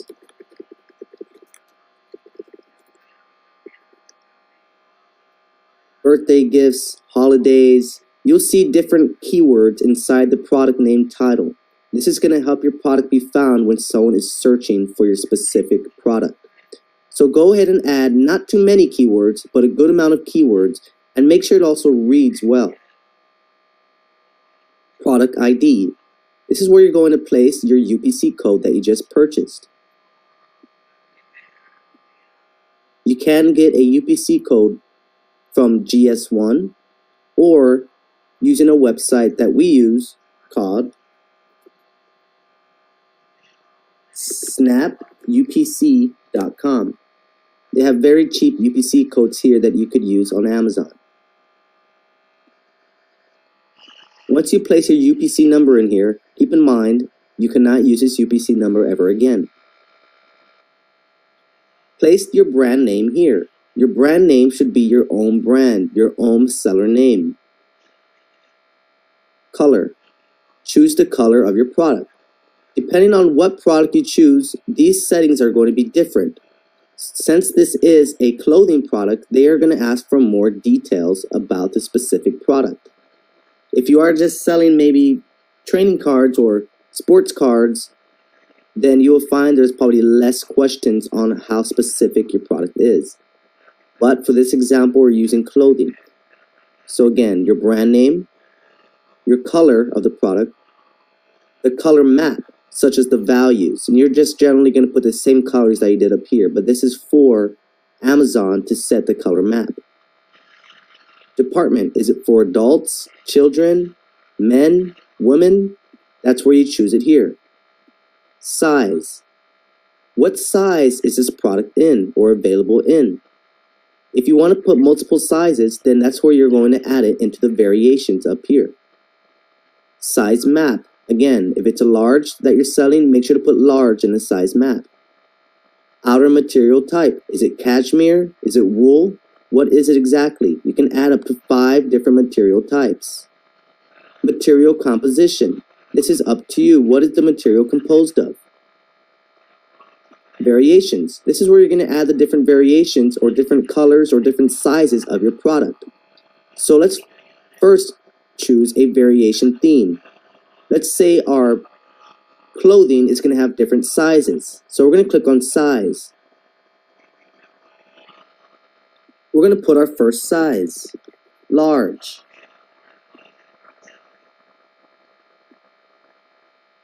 We're going to add another size, medium.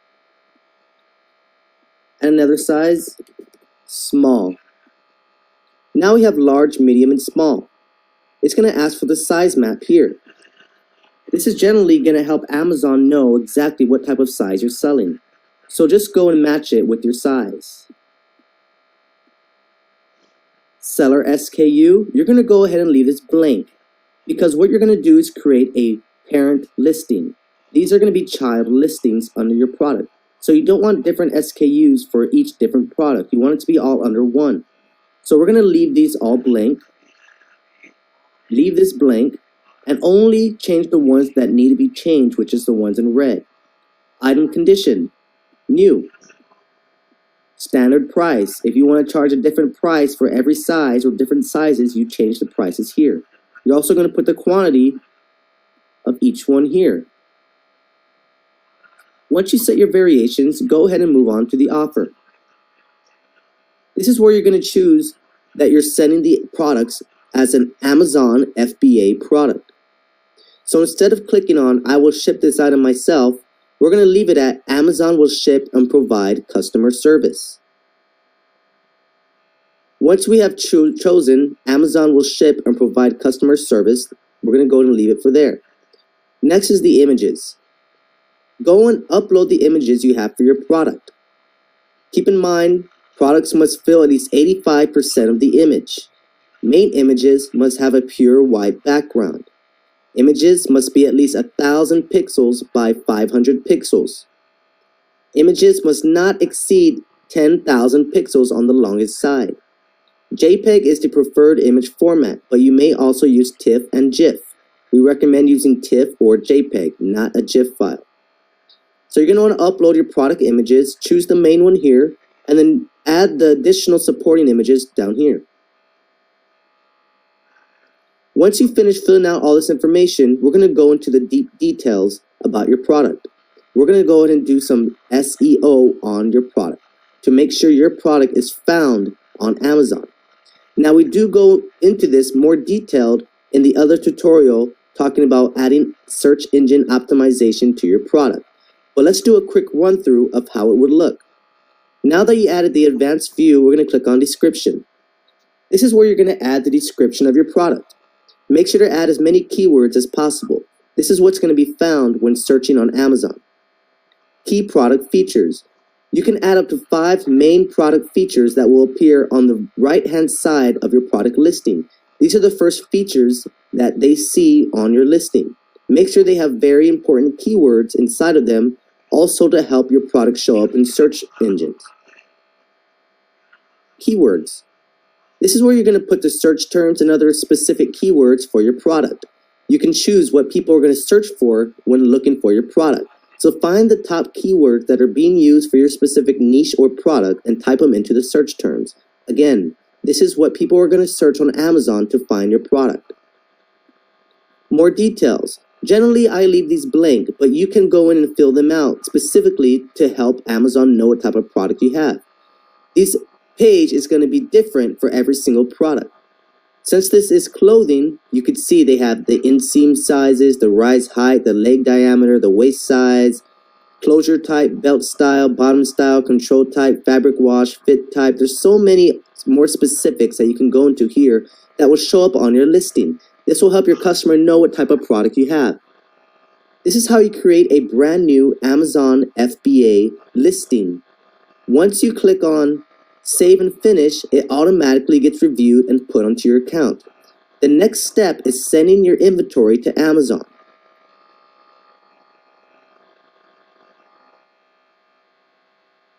Applying SEO to your Amazon product. SEO stands for Search Engine Optimization. It also works on Amazon the same way it does at Google. When someone searches for a product on Amazon, your product will pop up if you have your specific keywords inside of your product. So not only having your product on Amazon is going to get you sales, you need to go into your product, click on description, make sure you put on key product features, and inside these key product features, you want to make sure to use very powerful keywords for your product. For this specific product, I'm selling a custom bracelet that is for lion and leopards. So you will see the word lion, leopard, lion, leopard, and you will also see the word tiger, African, black leather, anxiety, gain courage, release fear. These are all things that people search on Amazon when looking for products. So you need to make sure that these featured keywords are featured within your key product features. In your product description, you're going to want to have a good typed out description of your product. Make sure to use lots of keywords inside of there when talking about your product. If you're selling, again, a bracelet, you want to talk about how great it fits, that it's a gift. It could be a birthday present, a wedding gift. And this is because people on Amazon are searching for these things. People come to Amazon and buy gifts sometimes. So you want to make sure you put the word gift inside of your product. Or maybe wedding gift, honeymoon gift, birthday gift. People search for ideas on Amazon as well. They may search perfect gift ideas for teens or gift ideas for men. And you want to put this inside your description or your key product features for your product to pop up when someone searches that. Go ahead and click on keywords. Here in keywords is where you're also going to specify more into detail what your product is. These are the more important keywords that are going to be searched when people are looking on Amazon for a product. For instance, the style specific terms. I found that one of the top keywords for my product is tiger eye. So I just used this one keyword for the style specific terms of the style of my product. Event keywords. What kind of events is your product mainly used for? Again, when people are searching for birthday gifts or maybe Christmas gifts or graduation gifts, your product will pop up under these keywords. And these are all open to you. You can change them as much as you want or keep them the same. If you keep them the same, it gives Amazon more time to work on your product and help it rank more to the front page. Search terms. This is what people will search for, what you want people to type in the search bar to find your product. Platinum keywords. Just as it sounds, these are some of the top keywords that are used for your product. So again, if you're selling a bracelet with lion and leopards, you want to use lion bracelet, leopard bracelet, gold bracelet, tiger eye, Christmas gift. These are some of the top keywords that I want people to search for when looking for my product. Target audience. What audience does your product refer to? Whether it's men, women, adult, children. Make sure to specify that here in your target audience. This helps Amazon connect your product to the people of age looking for a specific product. Intended use. What is the use of your product intended for? Whether it's a gift or back to school, birthday, Christmas, anniversary, this is totally up to you. Other attributes. These are different styles of your product, whether it's a small, large, big, wide, carved, what style is it, hand woven, handcrafted. This is totally up to you on what type of product you have. Subject matter. What subject is your product detailed in? Whether it's animals, lions, leopards, bracelets, tiger eye. These are some of the top keywords that pertain to my product. Some of the top subjects for my product. So for instance, if I was selling a red ball, the subject matter would be red. Ball, red ball, big red ball, small red ball. The word red ball is used consecutively throughout the keywords. So when someone searches for red ball, it's more likely your product is going to pop up. Search engine optimization on Amazon is mainly finding keywords that work with your product, making sure that the keywords are product specific for you. And when someone searches on Amazon for a specific product, you want to make sure that your product is going to pop up when they type in those keywords. To help you make sure you pop up when they type in those keywords, you want to make sure those keywords are in your features and your product description.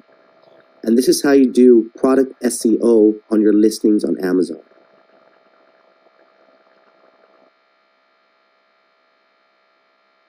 First page of your specific niche. Your product will appear at the very top with a sponsored listing post. In order to activate that, go to your Amazon seller dashboard. Click on Advertising, and then click on Campaign Manager. This is your Campaign Manager where you're going to see the analytics of how well your ads are doing. To create an ad, click on Create Campaign. We're going to do a campaign for a sponsored product. Once you enroll your brand with Amazon, you should be able to create a sponsored brands post and a sponsored display post. A sponsored brand post will show your brand advertised at the top of the listings. A sponsored display post will show ads to users off of Amazon. We're going to go ahead and create a basic sponsored products ad. Click on Continue. Go ahead and name your campaign. Choose a start and end date for your campaign, and then choose a daily budget for your campaign. We recommend anywhere between $1 and $10, but always start off small. What you're going to want to do is start off small with between $1 and $3. This is because you want to test out your campaign first and make sure it works. If the campaign starts bringing in sales, then you can start slowly rising it from $3 to $5, then to $7, and then maybe even to $10 daily. If you start getting more and more sales, then you can start raising your daily budget, and then it will start matching the profit you're making as well. But we're going to start off with the small daily budget of $3. This is to test our campaign. Next, you're going to choose your targeting. Do you want to manually target or do you want to automatic target? With automatic targeting, Amazon will target keywords and products that are similar to the product in your ad.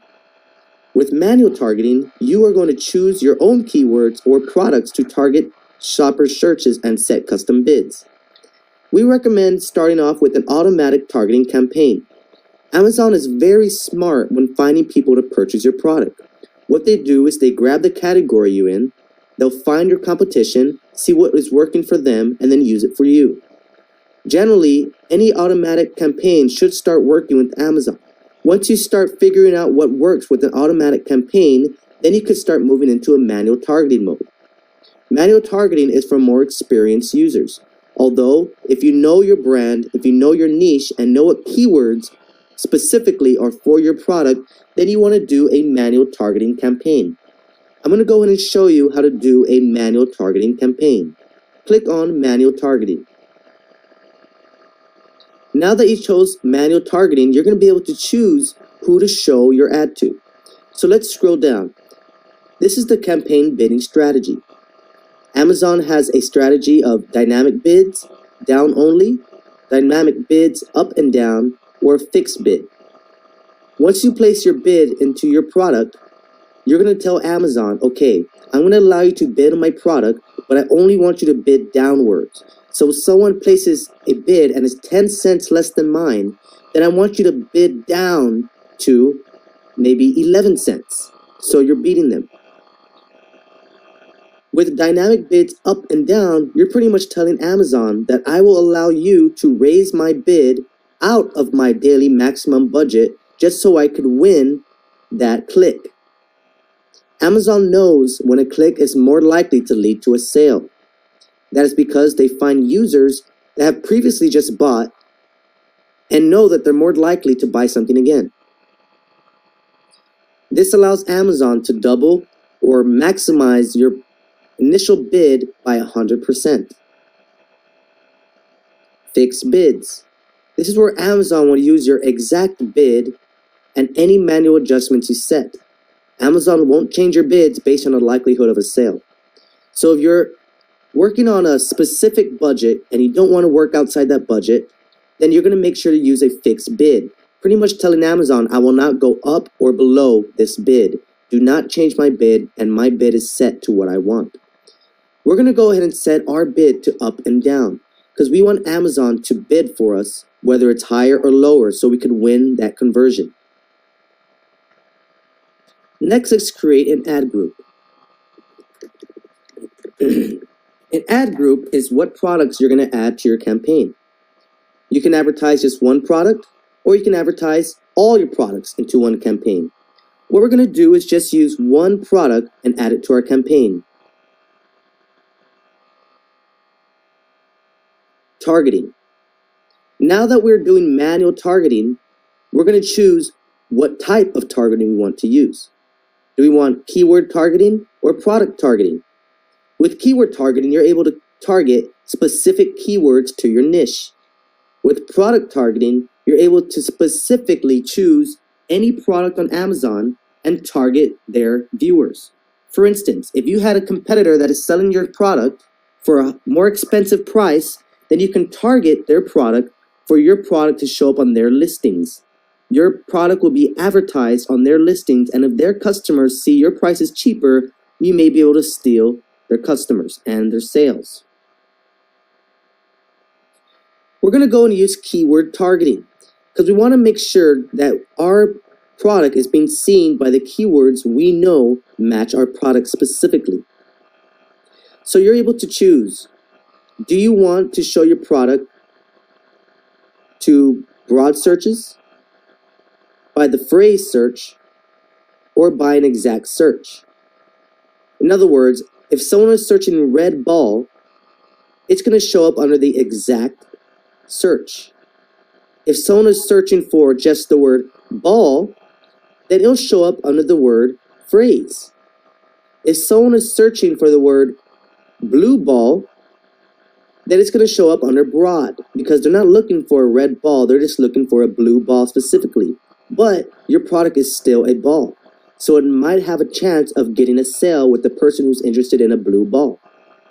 You're able to choose whether you want it to be broad, phrased, or exact. We're going to go and leave all of them on. Before even choosing what keywords we want to use, we're going to go ahead and choose our bidding. You can do a suggested bid that Amazon thinks that you should do, a custom bid, or a default bid. We're going to go ahead and do a suggested bid because every keyword has a different bid on it. We're going to let Amazon bid whatever they want on those keywords, although they cannot surpass our daily budget. Once you're ready to start putting in your keywords, click on Enter List. Now you're going to enter your list and separate each item with a new line. So let's say we're selling a red ball. Of course, one keyword we want to use is red ball. The next one will just be red small ball. Maybe red large ball. Or maybe just the word ball. Or outside play ball. Christmas toy ball. Gift ball. Now these are some of the keywords that I could think would be top keywords for when people are searching for your product. Excuse me, again, you want to make sure you do the research to know what keywords you are using for your specific product. This is recommended for more pro users and once you start knowing your target market a little more. Again, if you're just starting, we recommend using Amazon's automatic targeting. Once you enter your keywords, you're ready to go. Click on Add Keywords. You're now going to see the default bids that Amazon sets for each of those keywords you put in. Some keywords might not have a bid yet, so you're able to choose what bid that is because you're the first one advertising in that keyword. Scroll down and now you're going to put the negative keyword targeting. Generally, this should be left blank, unless you don't want your product to be seen by a specific keyword. If there's a specific keyword that you don't want your item to show up under, this is where you're going to put that keyword here. Once you've put in all this information, you're ready to launch your campaign. Click on Launch Campaign. Your campaign will be immediately launched and then you're able to monitor it by clicking on Advertising and Campaign Manager. Here under Campaign Manager, you're going to be able to see your total sales, your ACOS, your impressions, clicks, and the total spent. You're able to choose right down here the date range of your spending or your sales. So if you choose the lifetime, you're going to see how many sales, impressions, clicks, and views that you've got for the whole lifetime of that product. If you just want to see a specific day, such as just yesterday, then you're going to click on that specific day. And it's going to show you what you spent, how many impressions you got, how many clicks, how many orders, sales, ACOS, and actions to copy the information from your campaign. This is how you set up your Amazon PPC campaign.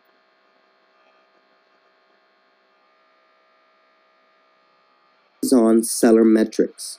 This is the number one important thing while owning a seller account on Amazon. If your account gets shut down by Amazon, they will ban your IP address and you will no longer be able to sell on their platform while being in the same household that you live in. The only way to create a new account would be to change households, change your Wi-Fi, change your devices, and find someone else information to use, such as your wife or a friend, because once you have your personal information in the account, they will no longer allow you to create a second one. Now, there are ways around this, such as creating a VPN, but we do not recommend doing this as it is against policies. But the number one way to prevent having to even think about that is just keeping your performance metrics up.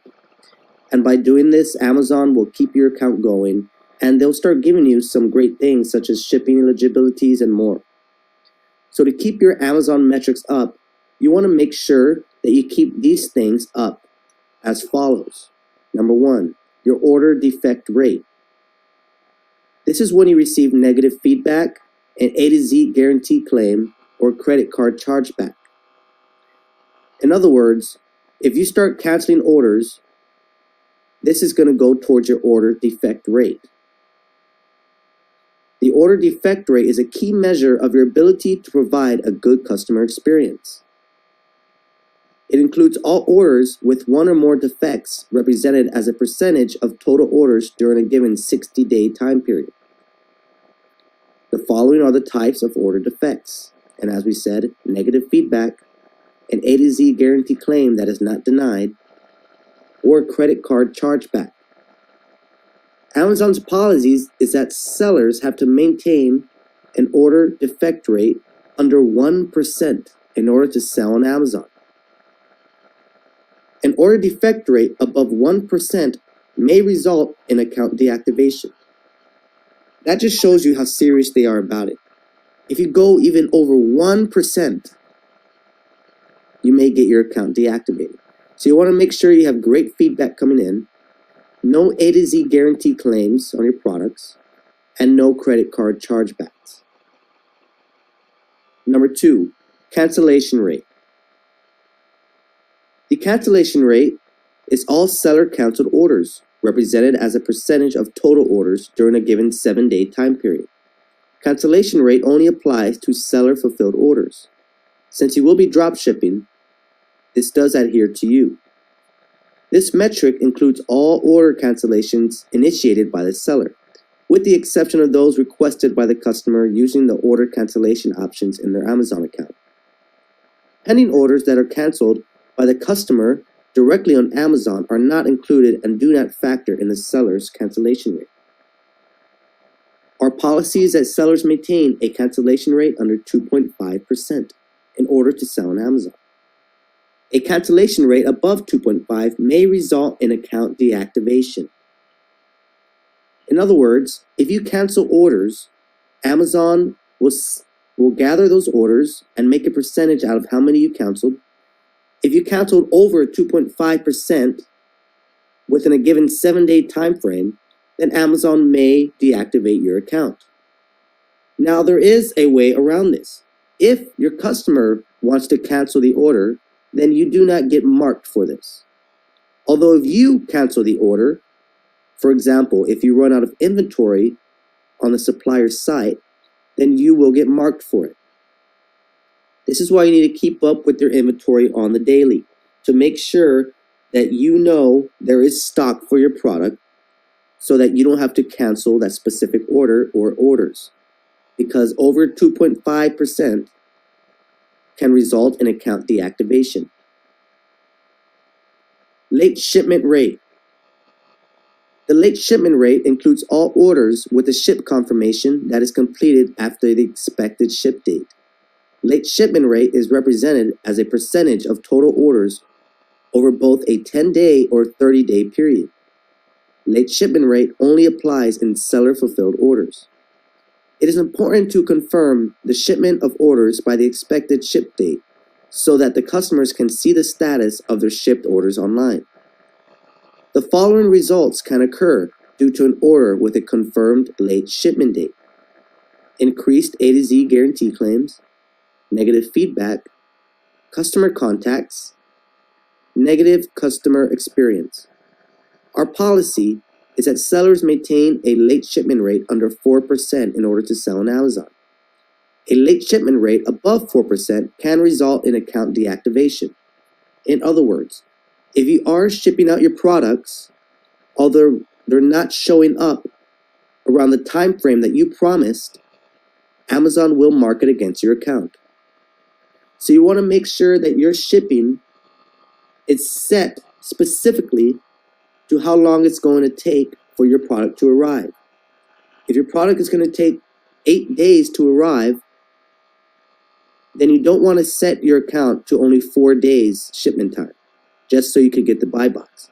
It is better to be honest on Amazon than to lie for the buy box and then have to pay for it once you get late shipments. Late shipments can also lead to A to Z guarantee claims.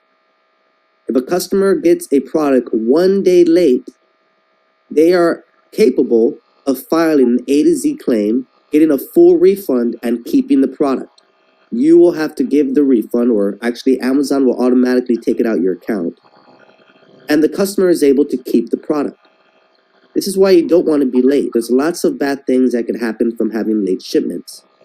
So what I recommend is once you make the sell on your product, order it instantly, and then once you receive the tracking number, go straight to the order and confirm the order's tracking. That way the customer can receive the tracking number as soon as the order gets marked as confirmed. Up next is a valid tracking rate. The valid tracking rate includes all shipments with a valid tracking number, represented as a percentage of total shipments during a given 30-day time period. Valid tracking rate only applies to seller-fulfilled orders. Amazon customers depend on tracking numbers to find out where their orders are and when they can expect to receive them. The valid tracking rate is a performance metric that reflects those expectations. All major carriers, including USPS, FedEx, UPS, and DHL, now offer free tracking. Our policy is that sellers in North America maintain a valid tracking rate greater than 95% for their US shipments. A valid tracking rate below 95% in a product category may result in restrictions on your ability to sell non-FBA items within this category. This might also affect your eligibility to participate in premium shipping and guaranteed delivery. When you are shipping out your products, you want to make sure that you are putting tracking numbers on every single order. If you miss some of them, it's going to go towards your valid tracking rate metrics.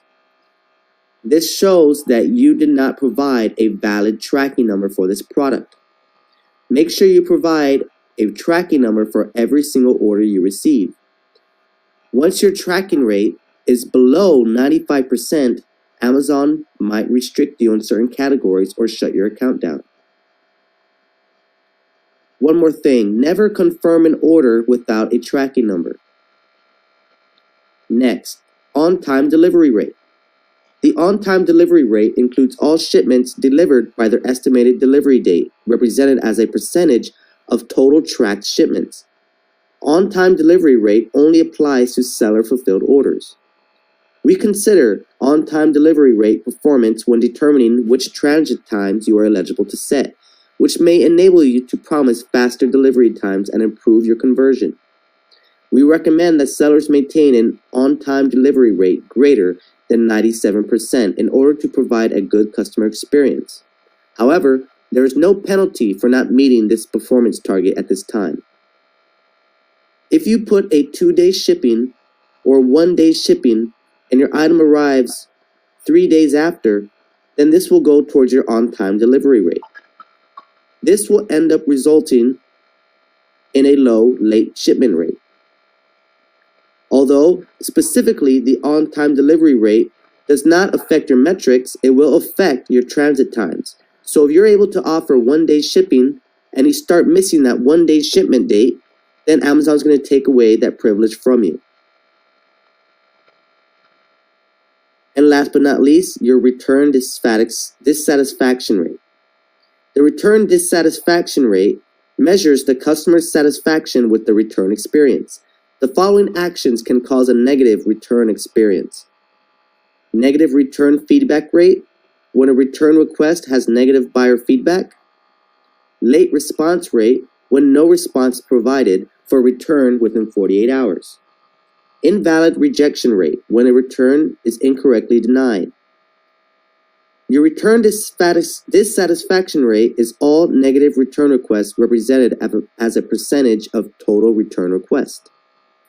Our policy is that sellers maintain a return dissatisfaction rate under 10%.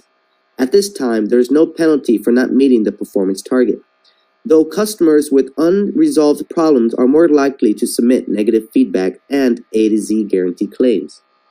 If your customer requests a return, make sure you take care of it within 24 hours. Again, a customer can leave bad feedback or request an A to Z guarantee claim. To keep up with your metrics, make sure to go to your dashboard and click on your reports and make sure your feedback is also great. You can track all this in your dashboard, and you can also connect with your sellers through the message board. Make sure you take care of your customers, and your accounts should be great.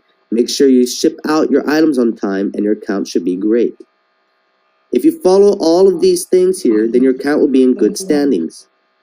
Once you figure out how to do that, keep doing it over and over and over to where you never have to worry about having bad metrics. You can continue to have an Amazon account for as long as you can continue to be a great seller.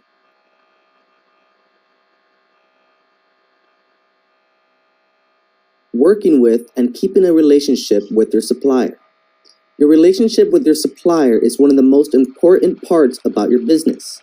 Without your supplier, you have no product, and without no products, you have no money coming in.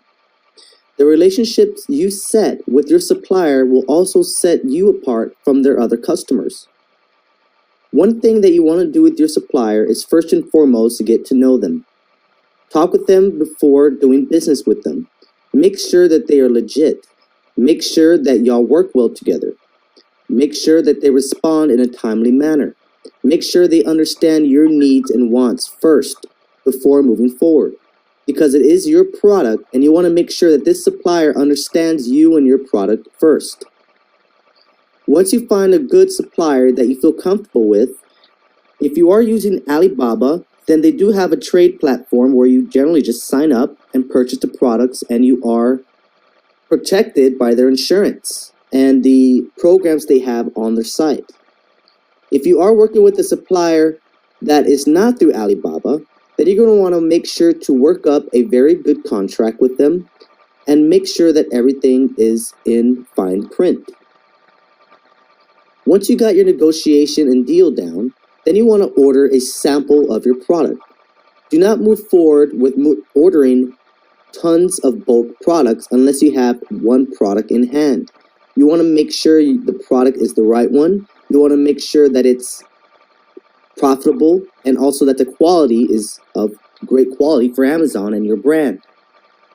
Once you've ordered that one sample, then you can go ahead and move forward with ordering more products from that supplier. During this process, you want to message your supplier at least once a day or once every other day to make sure everything is on task. Ask them any questions you have. Generally, all the suppliers that I've worked with through Alibaba have always been really supportive. They deal with sellers on a normal daily basis, and they work very hard and will get anything done that you want. And they will make sure it gets done and make sure that you are happy with the customer service. It's a great thing of being able to work with suppliers from across the sea. Once you receive your products, you want to get back with your supplier and make sure they know that you received the product and that you're reviewing it. If you have any more questions, ask your supplier. Once you're ready to order more inventory, get back with your supplier, message them, or put in an order for more products. Once you're selling your products, keep a relationship with your supplier so they know how everything is going. Because once you are ready for your next order, they will already know who you are, they will already have met you, and feel comfortable selling to you, which means you'll be one of the top customers on their list to get your shipment sent out to.